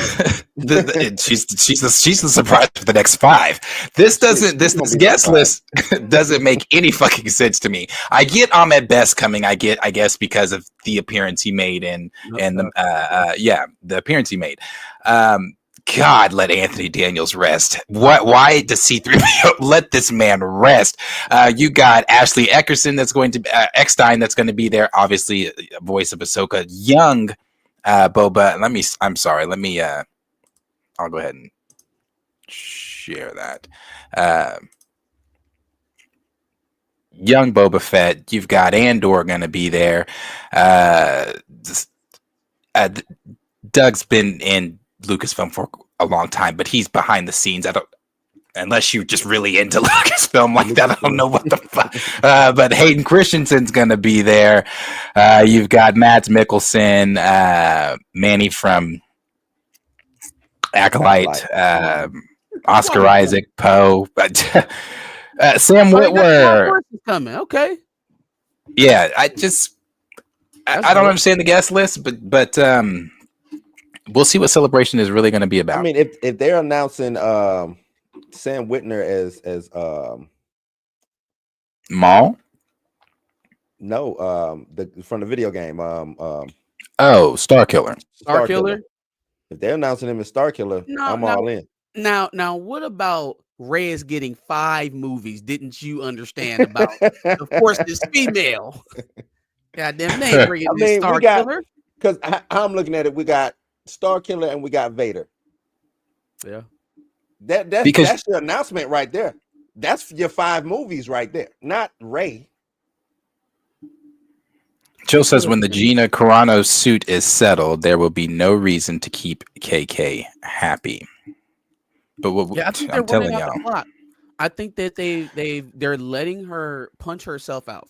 Basically, they like, okay, Grandma, go ahead. Yep, you gonna make all these movies. that and George that R. and, P. and that Is and that- that's fine. As soon as she does step down from the actual title, it's what we talked about 2-3 weeks ago. She's still going to be behind the scenes, just like Amy Pascal. Still going to be producing on everything. She's still going to have her hand all up in Lucasfilm. Doing it, she still has to do the thing. And I think at a certain point, you have to look at somebody in their track record, and they are what they are. She's not going to turn into another filmmaker because she's still in this position. She's going to be the same person she was. So again, I think the Mando and Grogu movie, like you said, that's obviously going to come out here this summer or next summer, whenever it's coming out. Maybe even that first Ray film gets through, but the Simon Kinberg joint, the James Mangold joint, the next 4 accompanying Ray movies, Ryan Johnson. Not before Ryan get his now. You make sure Ryan Johnson gets his, because he's been waiting a long time. We'll see. We'll find out for sure. A celebration. I do expect them to parade her out, though. She is the Star Wars savior that they think she is, and they are going to continue to treat her as such. Again, and they don't tell us something, though. If they don't have, hey, we're shooting in 2 months. Hey, here's the official release date for the movie now. Here's some concept. Or if they don't have anything, if it's still a bunch of I don't knows and Daisy Ridley shows up, you're signaling to lately? people. Okay. I ain't seen her nothing. I don't know. Mm-hmm. You know, and again, I haven't. I'm sure she's a very nice, lovely lady, as I've said. It's not her.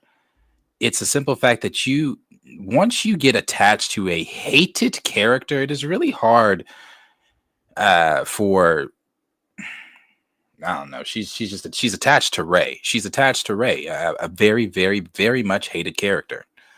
And I just don't see her. She's got to get away from that character. Now, coming back as Ray, that doesn't get you away from that character, and I don't think that that's going to help you out in other areas and trying to get work either. I don't know who's advising her. I don't know who told her to come back and do this again. I like, why? And why? Yeah, why would you? I mean, I know she can't. There's no way she hasn't seen the literal hate for the character.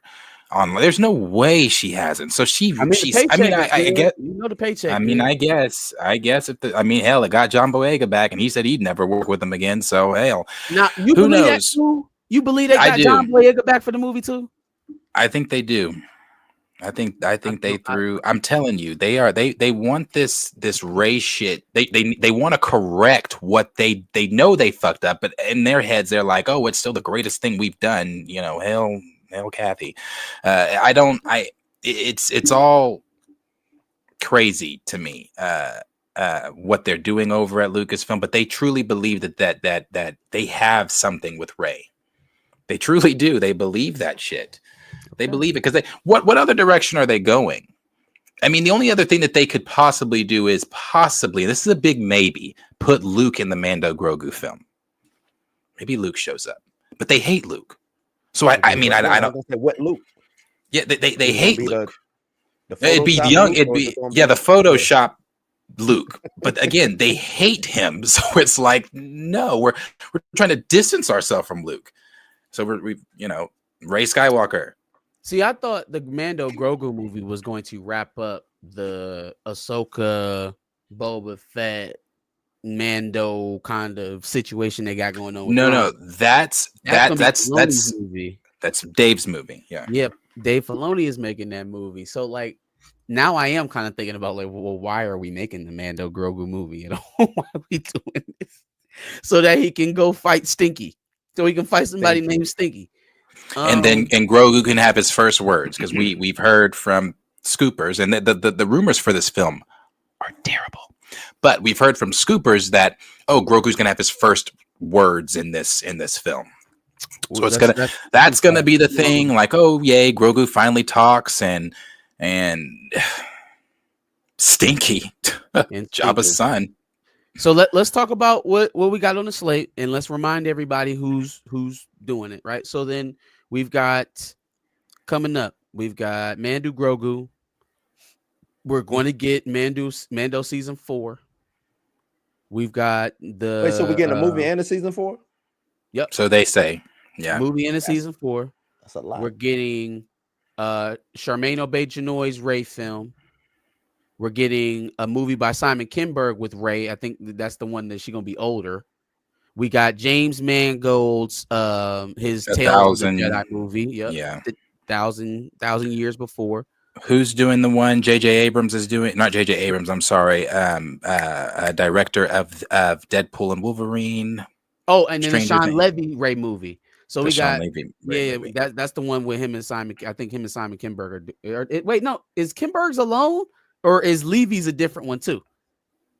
I don't know. There's so much Rey. Yeah, let's count it as a different one. So we got Charmaine Obaid-Chinoy, we got Simon Kinberg, and we got who's the last one I just named? Levy. And Sean Levy. So all of that sounds like trash to begin with because none of those directors are like each other.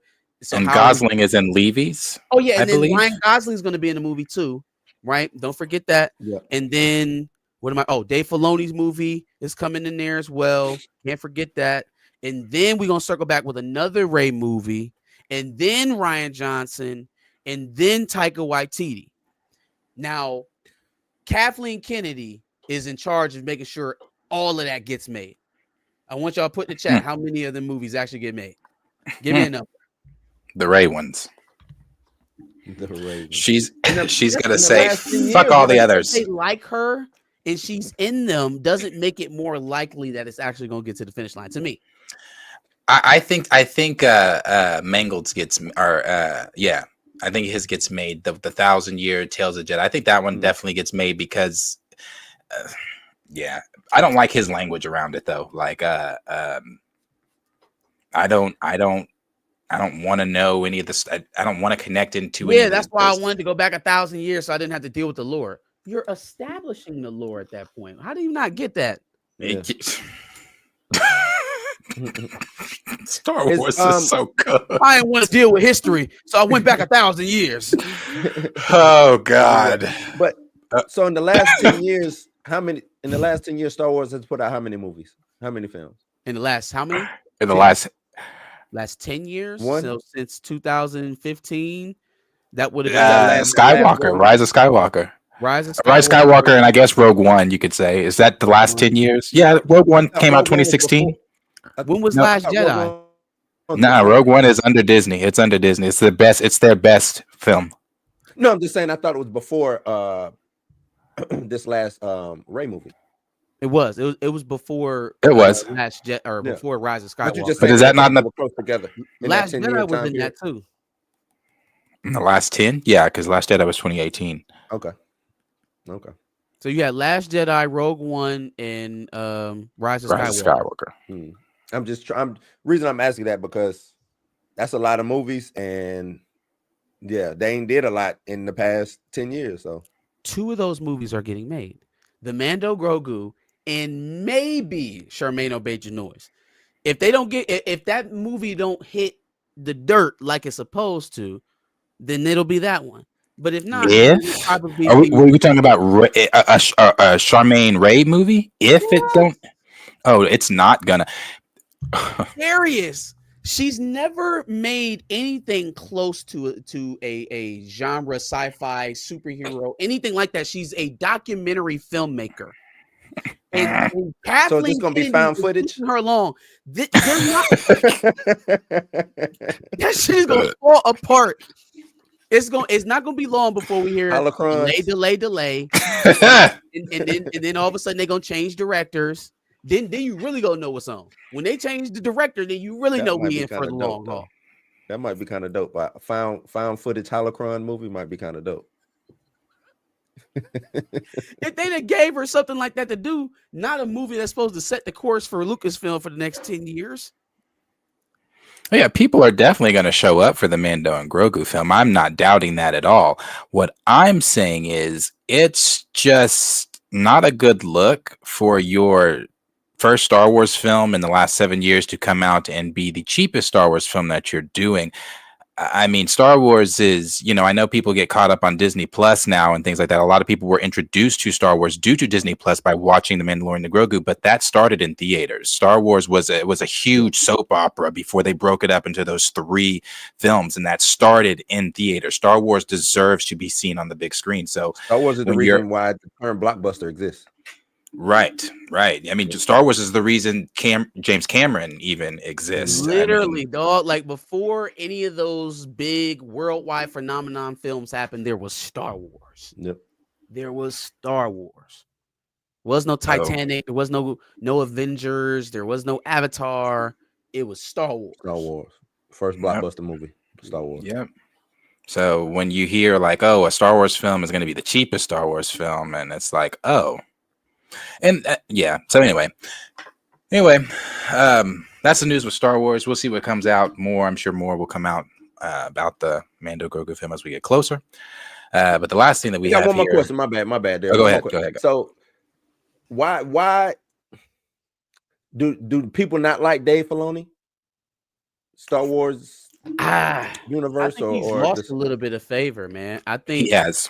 He came in sure. very lauded, and I think a lot of people had good feeling towards him being involved. I think the longer he's been there and the longer his name has been attached to some of these stinkers like Acolyte, the way that the second half of Boba Fett went in terms of Mando and Grogu and how that whole thing with Luke Skywalker went, like they kind of give him the side eye, like, bro, his agreements with what's her name, director of Acolyte, his agreements with agreements with Headland putting in Plagueis, talking about objecting to that. There were just he has lost favor. I love Dave. I think that Dave is great. I think next to the maker George, Dave is one of the best things that we have. But Dave is a company guy. Dave is going to play by the rules. Dave is not going to badmouth Kathy. Dave is not going to go against Kathy. He is not going to object to Rey. Yeah, he's not going to do any of those things, even though he knows, like, bro, if we just reach behind us, we can pull story upon story upon story upon story. Right, that's how I know they think it's fake. It's not really about women's empowerment. She want to make movies the way she want to make movies, because Mara J is sitting right there. Right. You want a strong female character to lead your franchise, to lead your universe. Mara J is sitting right there. Exactly. And so when you have people like Charmaine coming in saying that Star Wars has never had strong female leads, you have no idea what the fuck you're talking about. And that's what gets Star Wars fans up in arms, because it's like, what are you talking about? Like, there are plenty of female leads that are Star Wars characters that y'all just aren't using them. That's the thing, because you're too busy making up, your own female leads and thinking and trying to force feed the audience. It's like, no, we wanted Mara Jade. You gave us Rey Skywalker. Like, who the fuck? So it's like, it's crazy. It's crazy. I think that's the narrative for a lot of female directors and female producers when they come into a male-led genre and they think that there are no females, and you know what I'm saying? It's like, what you think it was a whole bunch of dudes running around slapping ass and just man, like. Sausage party. What nothing going on over here. Like, man, and then it's so telling, because it shows whether or not you're doing it in earnest or whether or not you're trying to cause a stir, whether or not you're just trying to be controversial, right? Like, you want to be a shock jock, or you actually want to affect change. Well, affecting change, I would want to find the character that has the best chance to penetrate, right? If I'm going into a male-dominated franchise trying to introduce a female character, I'm going to want that character to be most amenable to the male audience. Right. I'm going to want her to be as innocuous as it can be. Get her in there and have her be as comfortable with everybody, all of the surroundings, as to not rock the boat. But see, they want to come in here with a sledgehammer and tell everybody how it is, and then morally grandstand and wag their fingers, and like she said, make men uncomfortable. Well, I don't know if you're gonna be successful in this franchise. That's like the dumbest. Let If a man went to direct, like who directed Barbie? I don't know who directed Barbie, but just imagine a man going over to direct the Barbie franchise and say, hey, I want to make women I want to make women uncomfortable. You think you about to sell some movies like that? Right. No tickets is being sold. Yeah, no, dog. They'd been all over him. They'd been all over him. Let's make women uncomfortable. Yeah. Come on, fellas. Let's make them uncomfortable. And do your thing. Like what? First of all, they're gonna treat you like an aggressor. Oh yeah. Oh yeah. You aggressor. You aggressor. They're gonna treat you like you aggressor. That's crazy. Man.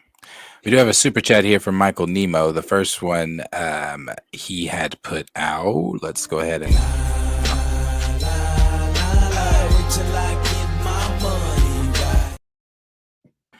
But he had said, how many movies does Rose Tika is Rose Tika getting?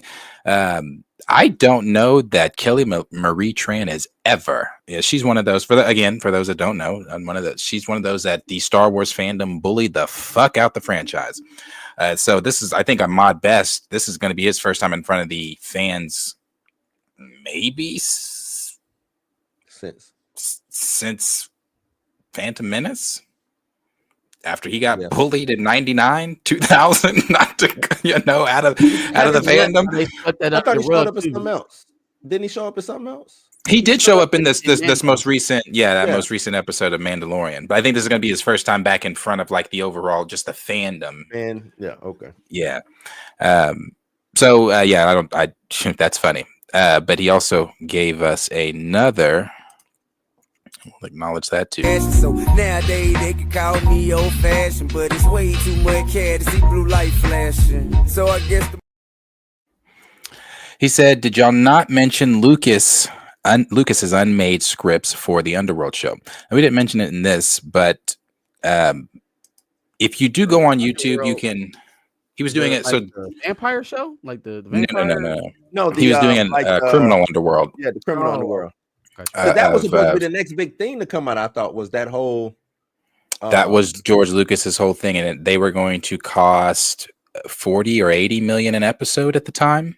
The technology and everything that they had at the time, what they were working with, is how much it was going to cost per episode. He had 60 episodes already written, so that's enough. You break that up for the seasons there. There is some things on YouTube that are filmed that you can look at from the show.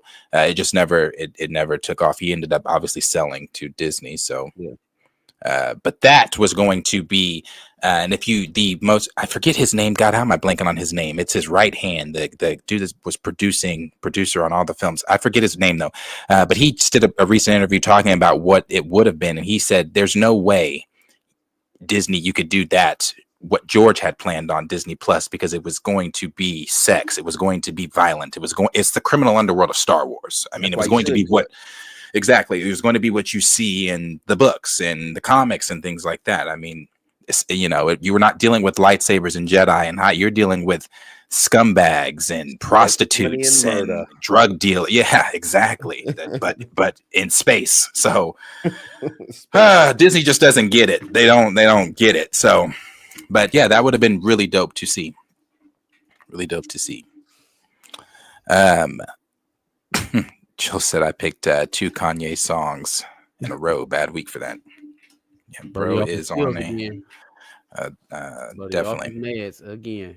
For sure. But the last thing that we have here on the list, and this one I'm going to kind of chill out on, but this is the killing of T'Challa in Marvel Comics. This is what was put out here. Actually, let me see if I can actually pull this part up.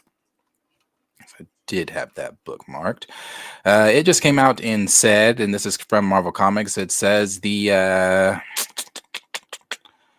King of Wakanda is dead. I'm sure you've all seen this. The King of Wakanda is dead, leaving the world's most advanced technology, most precious metal, and cryptic vault of dark secrets unguarded, while triggering global conflicts amongst Marvel's heroes, villains, and mutants.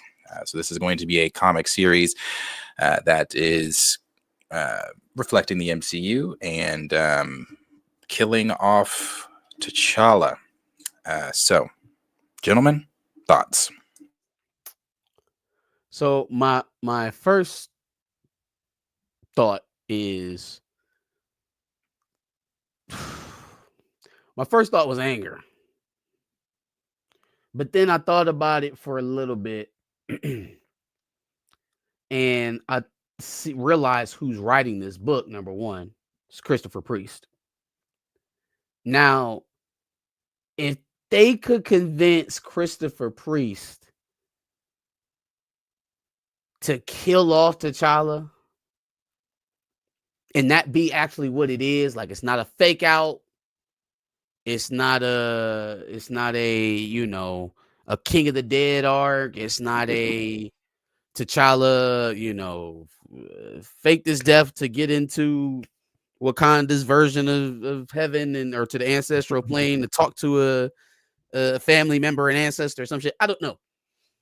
I just can't fathom that they went to Christopher Priest and pitched MCU synergy, and that's what got this man to come back and write a book for Black Panther for the first time in decades, or in a decade. How long has it been since Christopher Priest has wrote for Marvel for Black Panther?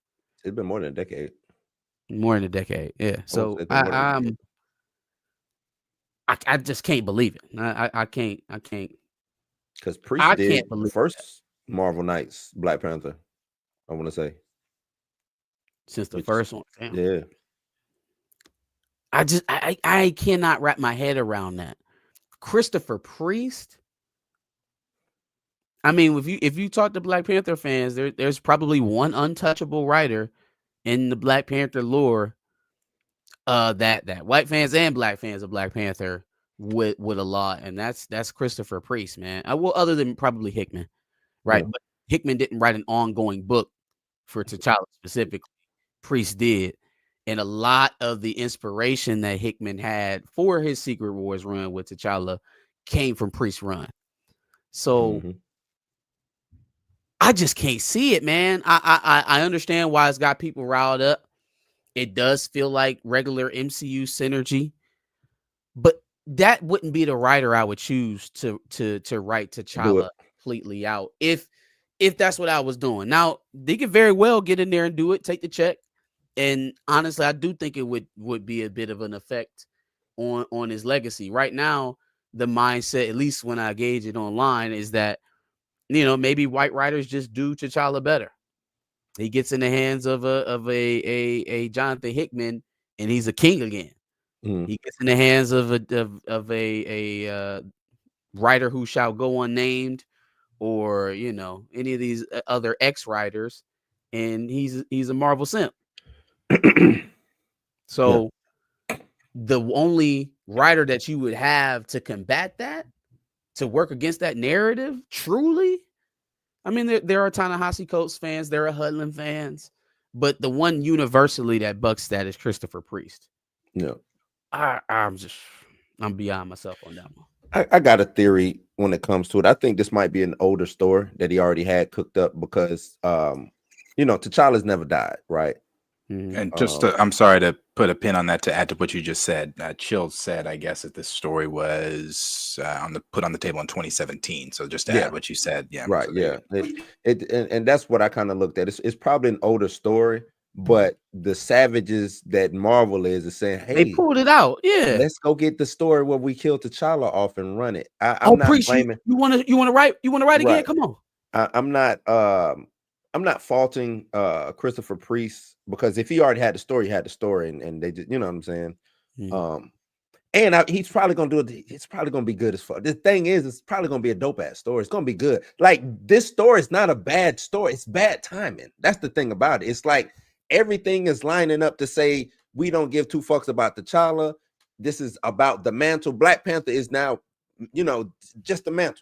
Put the uniform on, and you now are Black Panther. You know what I'm saying? Darius, you want to be Black Panther today? Here you go, bro. You know what I'm saying? Blue, you want to be him tomorrow? Here you can just come sign right here. Sign the fucking waiver, and you could be. That's what it's becoming. You know what I'm saying? So it's just, to me, it's just bad timing, and because it's look at that. You got Joey Quesada. They went and got Joey Quesada back. Like, you know what I'm saying? Christopher, like, they went and got a dope ass team to do this, but this is bad. This is horrible timing, and it's just telling me that they don't get. T'Challa is done. He's done out here. And they're gonna make sure you know that he's even in the Avengers, they sent his ass off. Did he come back yet? They sent him off world. He had that dope story off world, and he ain't been on the Avengers since. At least from what I remember reading. So it's like they trying to just get him out of the way. They're just trying to get him out of the way. We talked about the video game a couple weeks back.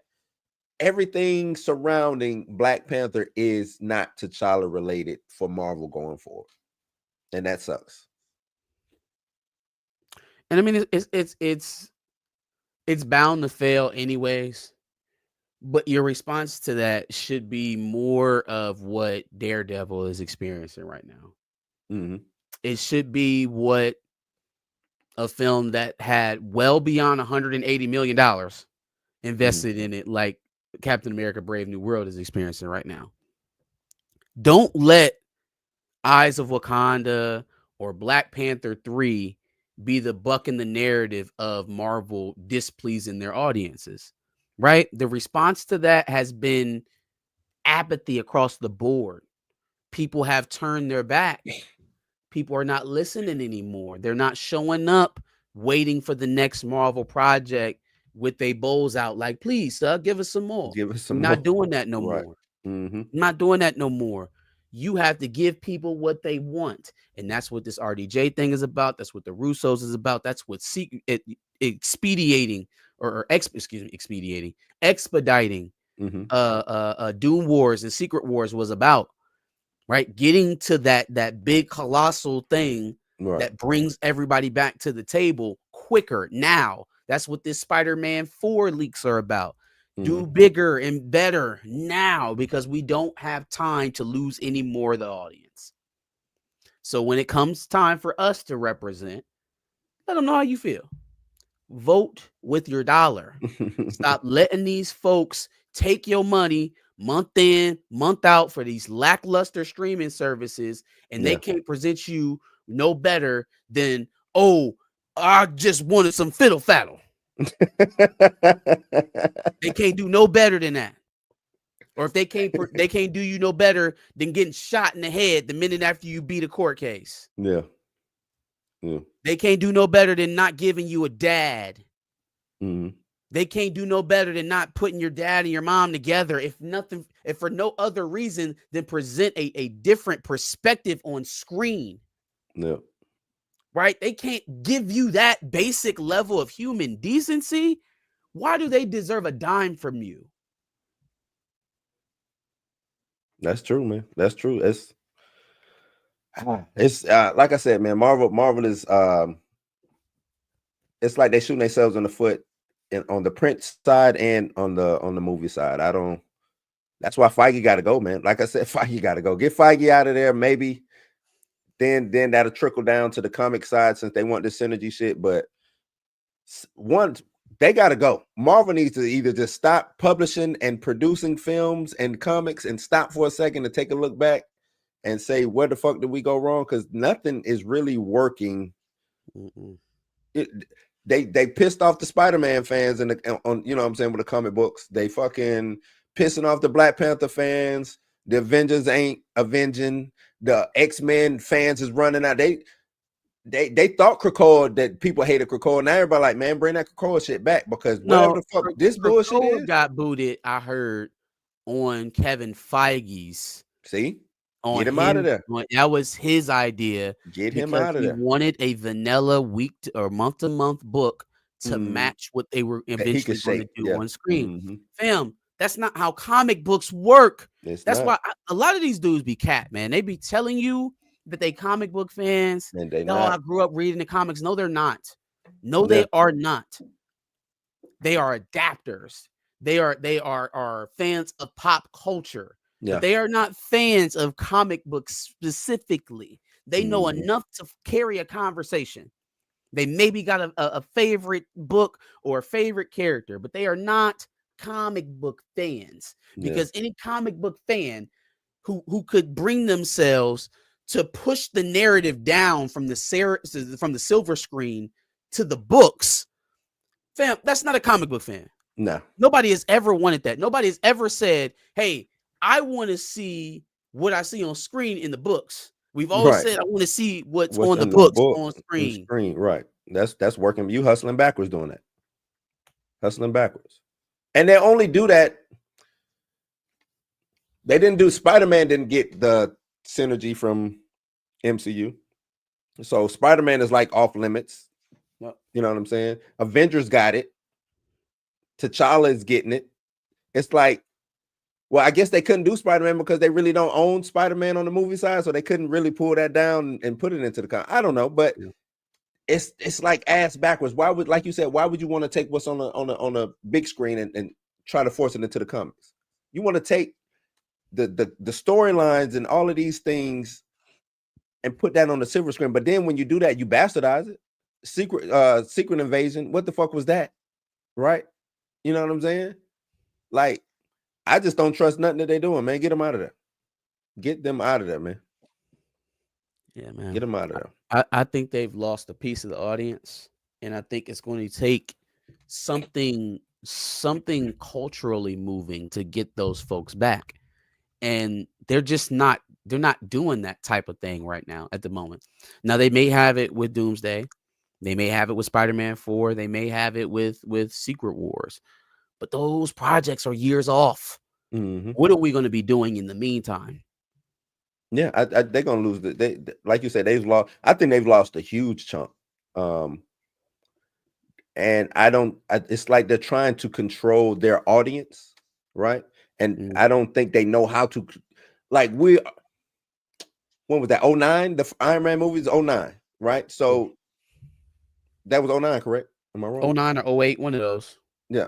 So that audience is now grown. You know what I'm saying? And the MCU is not growing, has not grown with the audience. They keep trying to find a new audience. Dog, you can't, you know what I'm saying? Like, come to us. I promise you, we got the bread to spend. We're gonna keep y'all alive. Come to us. Why are you trying to find? And I hate to say, the kids they don't have the money to spend, especially in this economy. What are you talking? You know what I'm saying? Like, not only do they not have the money to spend, but those.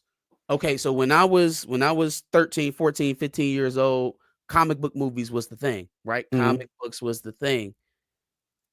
Now, manga and anime have kind of dominated that. So, like, I'm not saying abandon them, but you got to be cool enough to pull their attention away. Yeah. Mm-hmm. And if you're trying to compete at manga or anime's level, doing what you're doing, you're going to get washed. Why? It's going to be like eating Wonder Bread versus getting them cinnamon rolls from Texas Roadhouse. It's not even going to be comparable. Yeah. You know what I'm saying? It's not even the same thing. Nope. Any day. And it's crazy. Comic books is in a bad state right now anyway. Right? Just the selling of, the distribution of, it's not in places that kids even see them to buy them. You know what I'm saying? Nope. It's going to every place doesn't have a local comic book shop. Nope. So that's already taking one of your marketing tools away, right? Now you're also alienating your audience by getting rid of fan favorite things. It's like they got a glutton for punishment and they on the road to disaster, man. Yeah. I'm just watching the party die, like Kendrick said. That's it. That's it. Yeah, for sure. What you got, Dare say I'm checked out. I ain't even willing get it. No, I'm not on this. I'm out of the T'Challa conversation until something is official from Marvel Studios. I don't think that it's official from Marvel Studios. They are officially killing him in a Marvel Knights comic. Yeah, but I mean so much as exactly what their plans are for him within the MCU. This does not. I mean, I guess I'll say this, and I really don't want to go. I'm not going to go too in on it because the reason I'm staying out of the recast conversation until Marvel says anything official about his what's going to happen with him in the MCU is because I don't have anything positive to add to the conversation. I have nothing that's going to uplift the community. I have nothing that's going to have you leaving the stream on a positive, like, oh my God, that gave me hope. I don't have that for you. And I think the last time I spoke on that rubbed some people the wrong way. They want, and I get it, I understand, you want the hope. You want to hold on to that. That's great. And I'm going to let that everybody continue to have that. But as far as the conversation goes with this, I have to step back. So I'm not shocked by this. This is what I've been saying. I think the last thing I said about this topic was my theory is he's dead in every universe, and that includes the comic universe as well. So as more and more pieces go, and as more and more time gets closer to Doomsday, Secret Wars, Black Panther 3, you'll all wake up and see. You'll see. I've been awake. I'm awake. That's why I'm staying back. So this is just another in that we're killing your guy. Yeah. And so when we say he's dead in every universe, did the sickness it was a unit like a multiversal sickness? He got multiversal cancer and it killed all his other versions. The sickness. But not before he had a bastard kid though.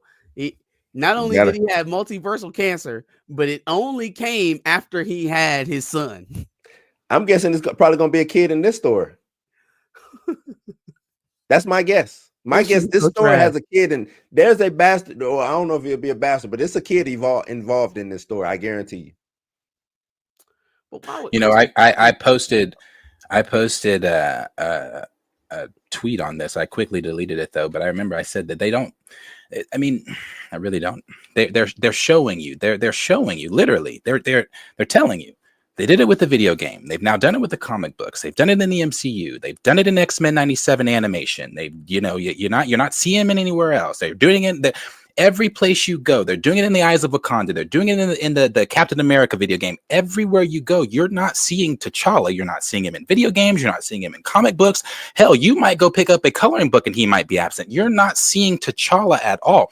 I don't know what more evidence this studio has to give for people to finally say, holy shit, they really don't care like we do. It's really not as deep to them as it is to us. Well, what if it's not that they don't understand? What if they full on understand that Disney's not giving them what they want, but expecting at some point for them to see the results and change course? Like, it's one thing to say, okay, this person clearly doesn't want to give me what I want, and that's fine. That's why I've decided to take my ball and go home and start reviewing their stuff. But the point is to watch somebody cut their nose to spite their face. It's still a shock and awe. It's still a shock and awe, because you can tell me that you're gonna do what you want to do and it's your IP and blah blah blah blah. You okay, whatever, cool, go make the money. Then go make the money, because one thing I know that you're not gonna argue with me about, and one thing that can't be debated, is that they're there to make money off the IP. They'll shelve the shit before they put something out there that's not going to make money. So if they're continuing to make Black Panther content, that means they intend to make money off of it. And so at some point, whether it's the person stewarding it right now or someone else in the future, somebody's going to have the common sense to say, okay, oh yeah, yes, of course. I this track down the line, sure. If we want to talk years from now, it's a couple of years from now, maybe in their I don't even think in their reboot, but if you want to talk years from now, sure. I think that they do recast this character eventually, but again. Don't walk into Avengers Doomsday thinking you're going to see T'Challa, son of T'Chaka. Don't walk into Secret Wars thinking you're going to see T'Challa, son of T'Chaka. I'm gonna pull a Nate Moore. I'm not even gonna hedge my bets. Don't walk into Black Panther 3 thinking you're gonna see T'Challa, son of T'Chaka. I'm not even gonna hedge my bets. I mean, I look at it, guys. Look at it, and I get it. How you started that, Marcus. Like, it's not so much that it's that you want to put pressure on the studio, like, because it's like we're not giving you our money. We want T'Challa. I get, I believe that. Obviously, they want to make money. But unless they part ways with Ryan Coogler, and I don't know that that's happening, or anything like that, man, oh man, talk about that man like he untouchable, man. This No, he's not untouchable at all. But this most recent deal, and we do know that the comics are a reflection of the MCU now with Kevin Feige at the helm. We've seen,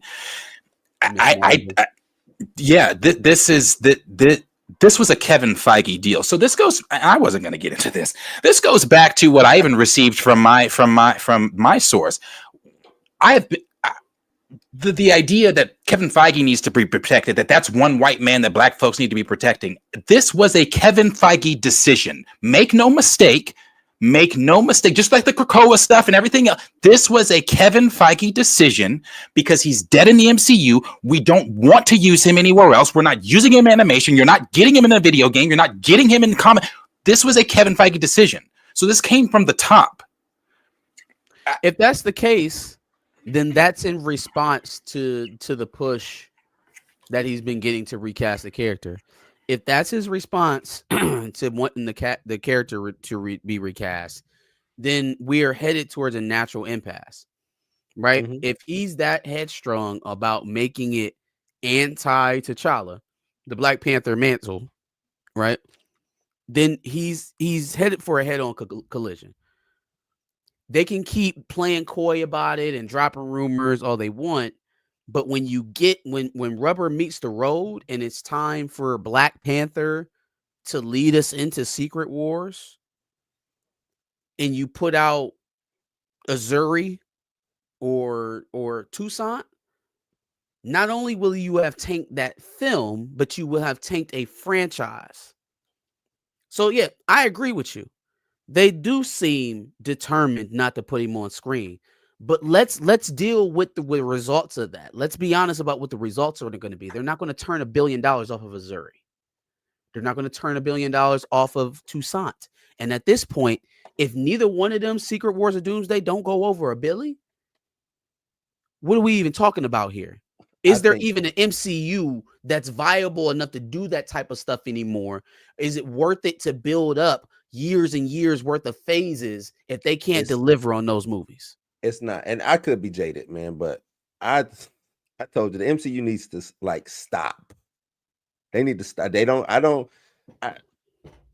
know people looking at hey, no, let's do Secret Wars. No, I think they just need to stop. They just need to stop because it's become so convoluted.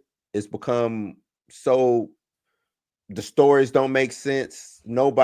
All the creators that they get to come in to direct and write don't know what's up from down. They don't know nothing about the lore, right? And I don't even know if they know what their demographic is anymore. I don't think they know. And I think that's what's really hurting them. They don't know their demographic, right? They don't know their demographic.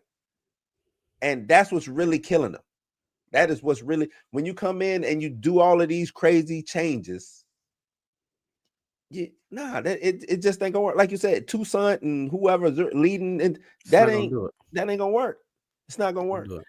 Now, can I throw something here on that? Obviously this doesn't work to me either, but to the general audience, nope, because they've been feeding the general audience stuff now, and they not. What happened with Captain America? They're not just taking it. Wait, what do you mean the general audience isn't taking? They're not taking Anthony Mackie as Captain America. Oh, Anthony Mackie as Captain America. Sure. I'm talking about a black male in the Black Male Panther. No. You don't think so? No. Again, I know this is hold on. I know this is just one stream. I know that. But just when Josh mentioned it in his stream, there were 700, 800 people in there that were all like, yeah, as long as it's a black.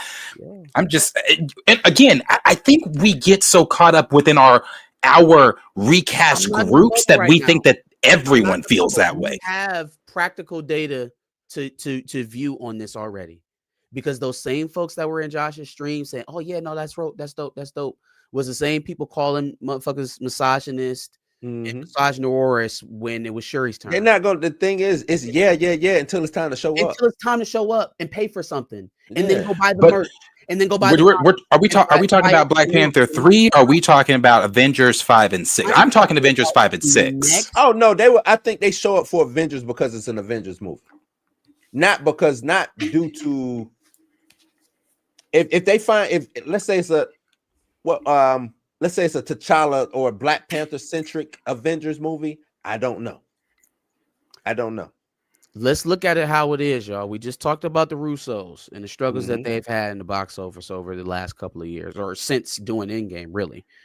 We look at the cast that's sure to be the baby faces of the saga, right? So we got Sam, we got Shuri, we got Shang-Chi, we got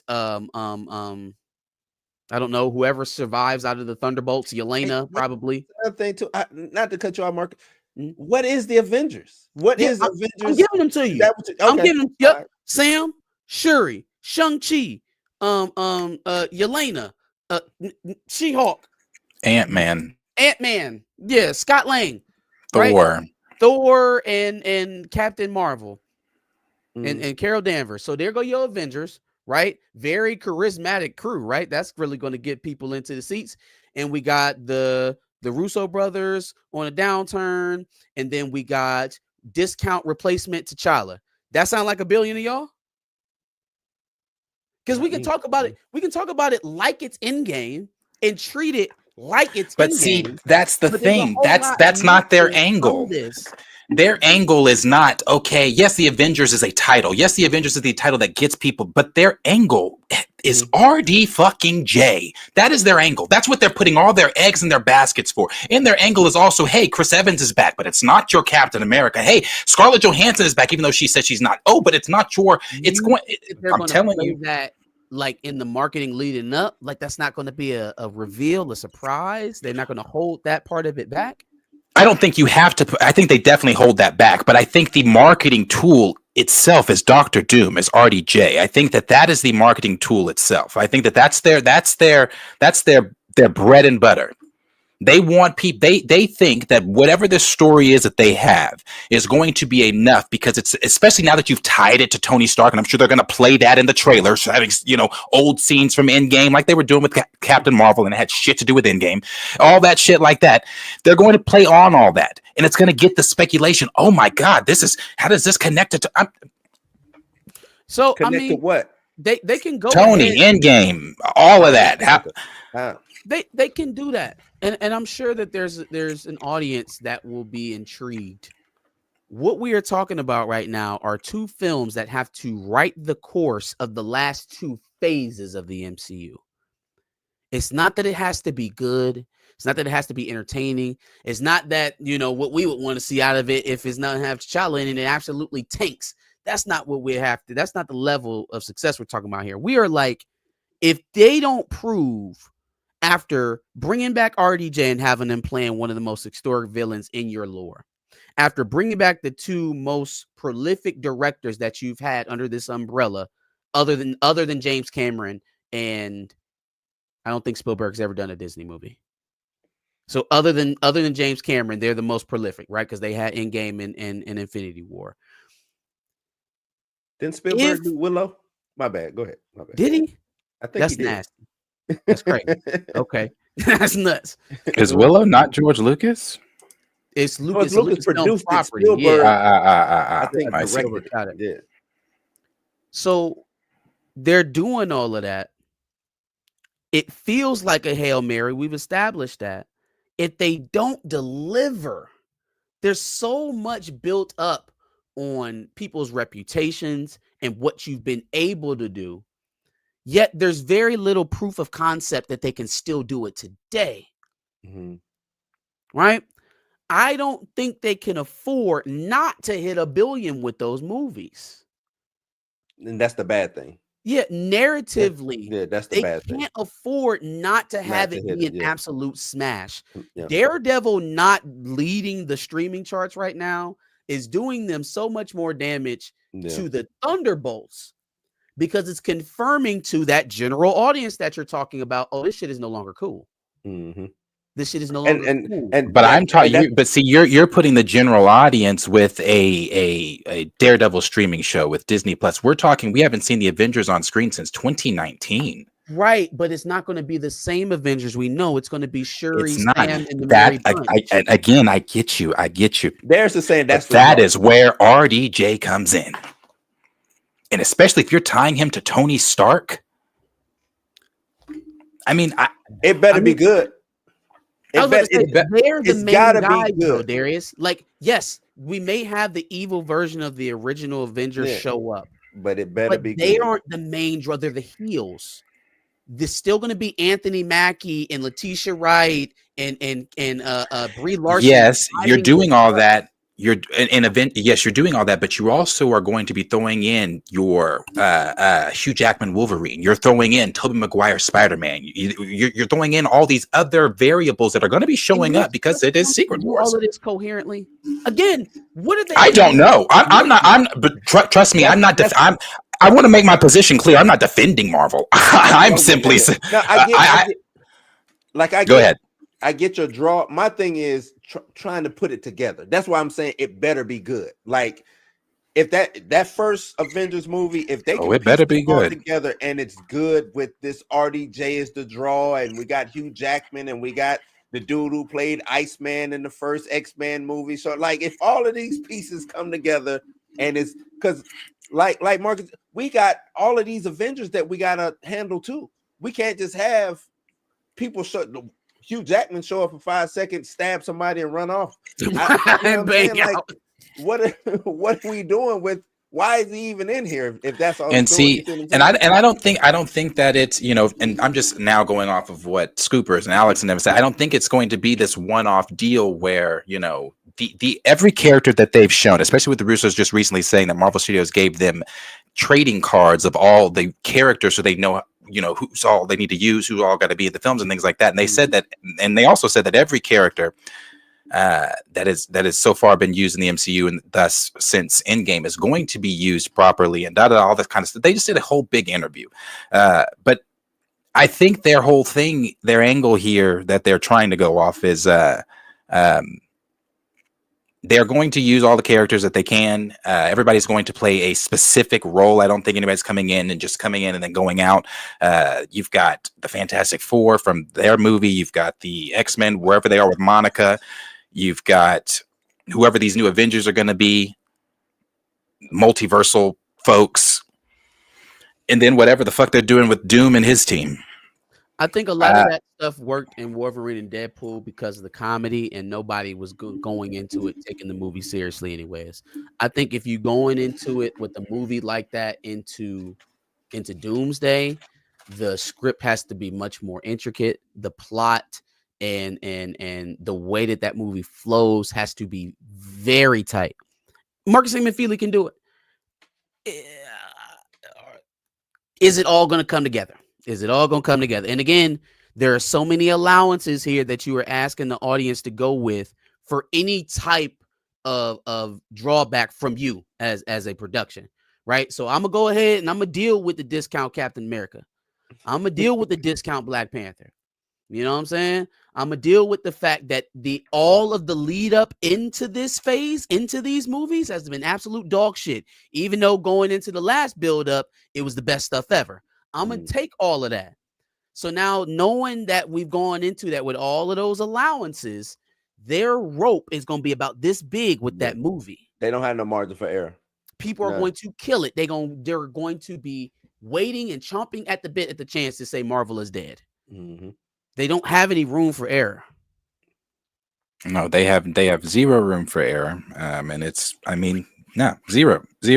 It's going to be very interesting, though. Like I said, we've got Thunderbolts in May that again, this is just where I am with Marvel.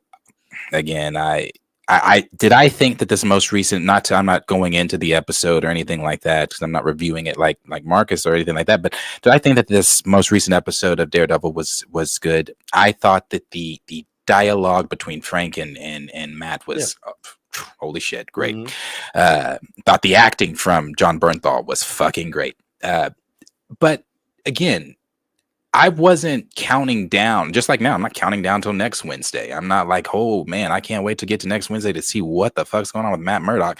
I'm not counting down till you want to know what I'm ready for in May? Lilo and Stitch. I'm not counting down for Thunderbolts. July, where I once was with the Fantastic Four, I am not in that same. Do I want to see the film? Of course. Am I in the same anticipating? I'm not.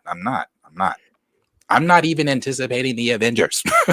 It's just the place I am currently with Marvel, and But I don't. But I think I think a lot of the general audience is checked out.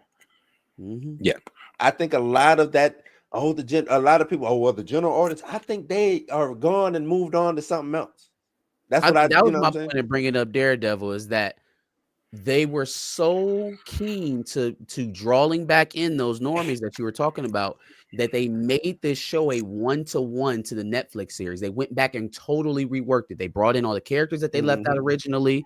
Everybody that was supposed to be missing got brought back in. Bullseye, John Bernthal's Punisher, Karen, Foggy, all of them. They got all of them back in here and tried to make a 1-to-1, and people don't care. They just don't care. They don't care. They're not watching anymore.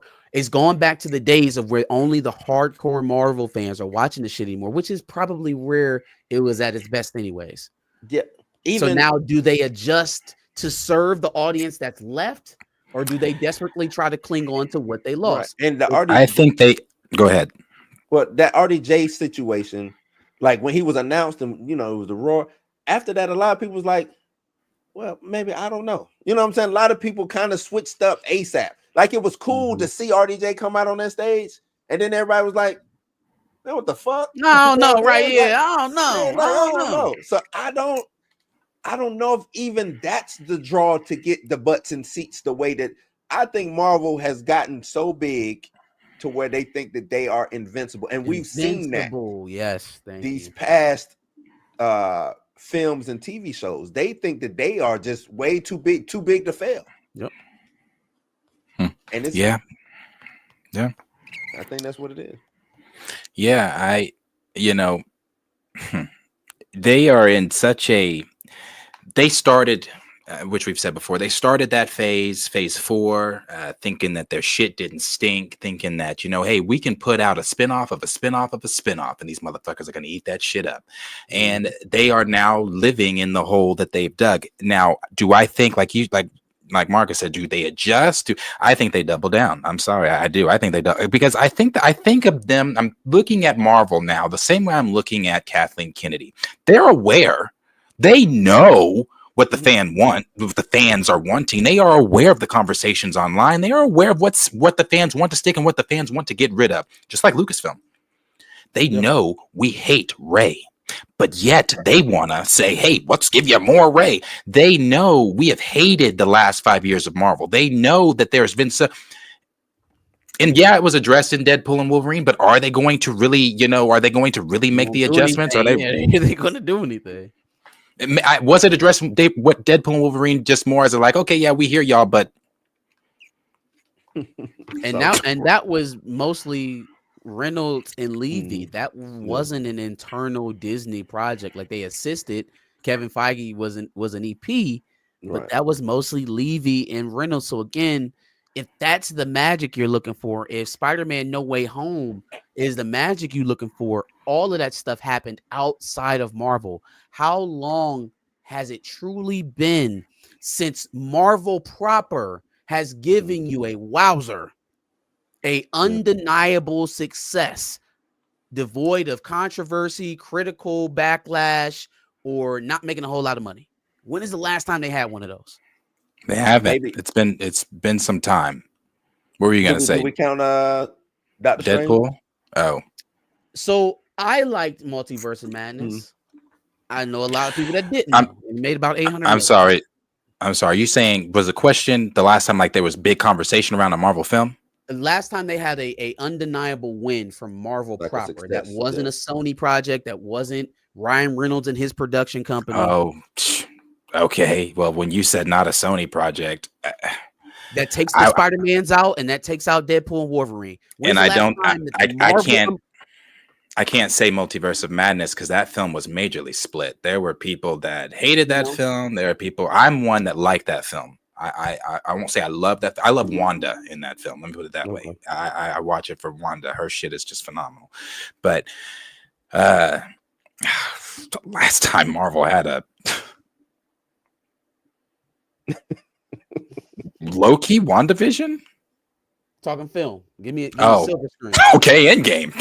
That's it. That's the last time. Endgame. That's crazy. But that's crazy though that you even saying Endgame. You know what I'm saying? Endgame was actually Endgame. You know, that was it. And a lot of people say that. That was it. That was it. I say Marvel died. When they killed T'Challa, Marvel died. That's what I said. Guardians of the Galaxy 3 was enjoyable. It definitely was.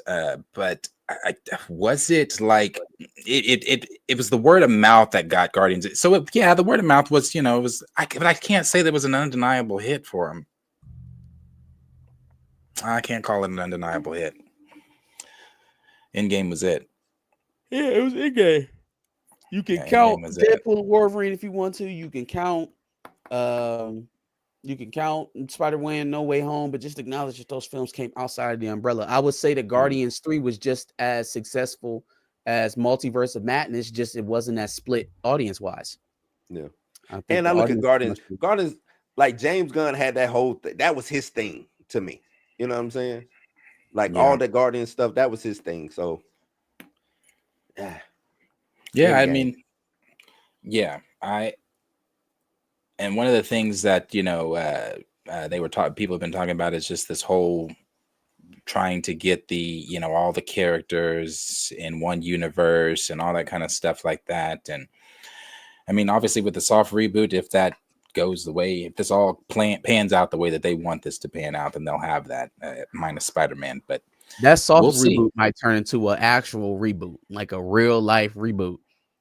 I wouldn't be surprised. Now that pause you talking about, Blue, that if they kind of falter on the Secret Wars Doomsday track, and they still haven't launched fully the new X-Men, that's an easy pivot.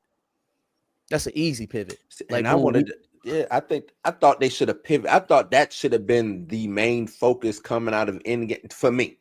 Fantastic Four X-Men should have been your focus, not let's give you 18 multiverses. We have a 5-year plan, and our plan is to do nothing for 5 years, literally. To do nothing for 5 years. For 5 years to do nothing.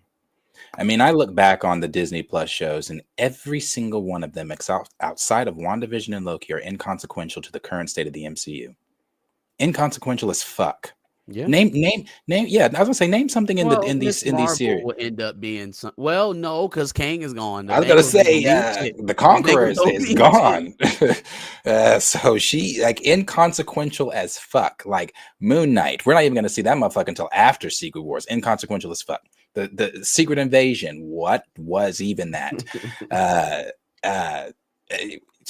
don't even know what the Winter Soldier played a part, I guess. I forget that because I hate it. I forget it exists. I guess you could say that it is somewhat consequential, but Brave New World is also inconsequential to the current state of the MCU. Yeah, true. Nothing in that film further pushes the narrative of the multiverse at all. It just solidifies.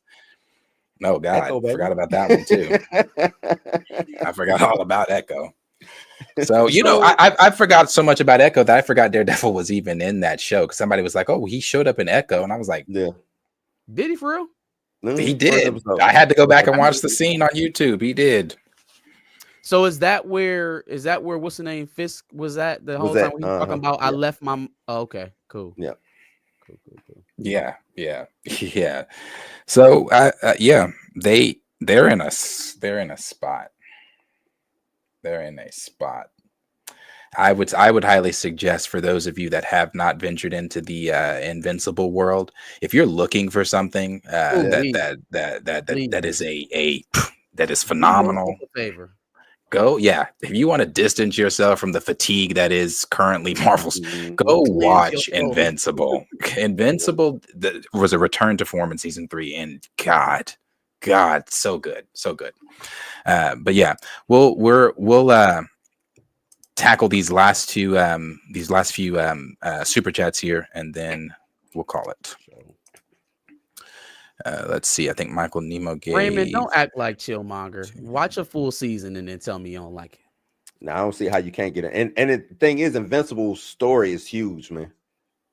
We ain't even cracked the first volume. Everybody keeps saying that, and that's really blowing my mind because I feel Yeah. like we've had a lot of development We already. ain't even cracked the He said we volume. ain't even Yeah. did nothing yet. Yeah. See, I didn't read the comics or anything like that, but after the second season, I dove into, YouTube videos, diving into the lore, diving into different things like that.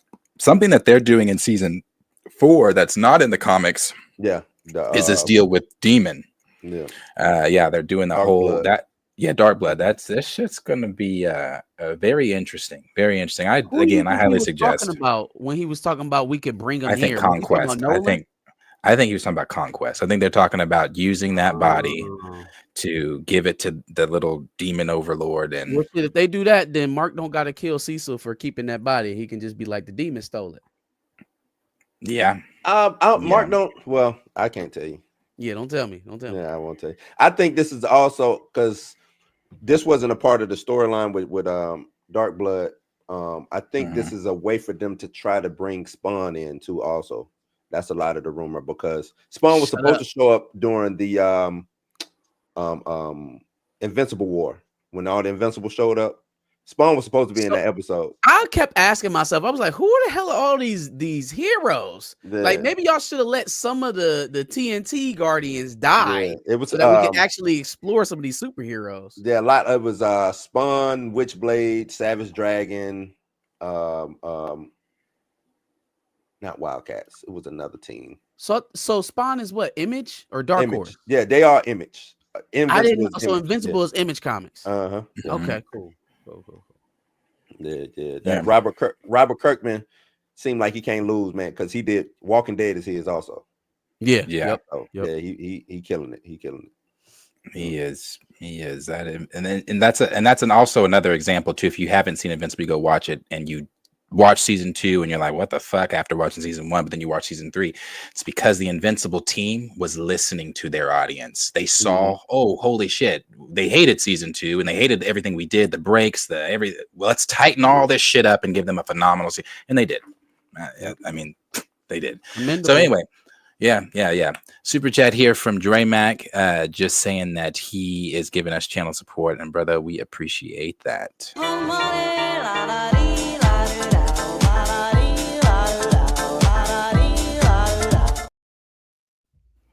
Definitely appreciate that. Obviously, everybody, make sure you're watching the Dre Max show. He is streaming Monday through Friday every morning. I don't know the what are you, Eastern, Western, Eastern, Central, Eastern Standard Time. No, he gotta be Central. Central Standard Time. We have a $10, very, very generous $10 super chat from Michael Nemo. Go woo on a bitch. 5790 spent the coupe on my wrist. Multi-million-dollar, I'm a fool. Or he said Han Solo killed the who? You done? Ancient One made female. Marvel made female. Icarus made evil. Cad Bane dead. Luke Skywalker dead. I think he's just naming all the things that's bad. Thor a joke. Drax a joke. Korg a joke. Is Korg a real character? Yeah, Korg was a real character. That's the one that Taika Waititi was voicing? Yes. Yep. I thought he made that shit up. Okay. That was actually one of Thor's first villains was Korg. Yep. Wow. And he turned him into that. We deserved what we got from Gore to God Butcher. We deserve it. We deserved it. We deserved it because we sat up there and watched that man do that and thought, no, we all right. We in good hands. If I would have known what he had said about not knowing shit about comic books or nothing, I would have raised the fuck. I would have had, man. I got the books and I said, well, we're not doing that. So I was like, what the fuck? Y'all let this dude come into y'all house and tell y'all what the fuck? And tell y'all that we not doing it. I'm Taika Waititi. They better keep him the absolute fuck away from Star Wars. The absolute fuck. He better not write it. No. Get his movie in between the 5 Ray films. In between the 5 Ray. Gotta wait on it. Gotta wait on it. Got another very generous $10 super chat from Michael Nemo again.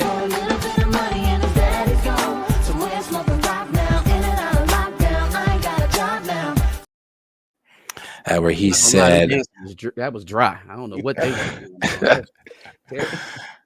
Latin man here, and I remember the gasp and shouts when BP first appeared in Civil War. I could feel it in the theater, black or not. It's crazy Disney doesn't cash in on that utter charm.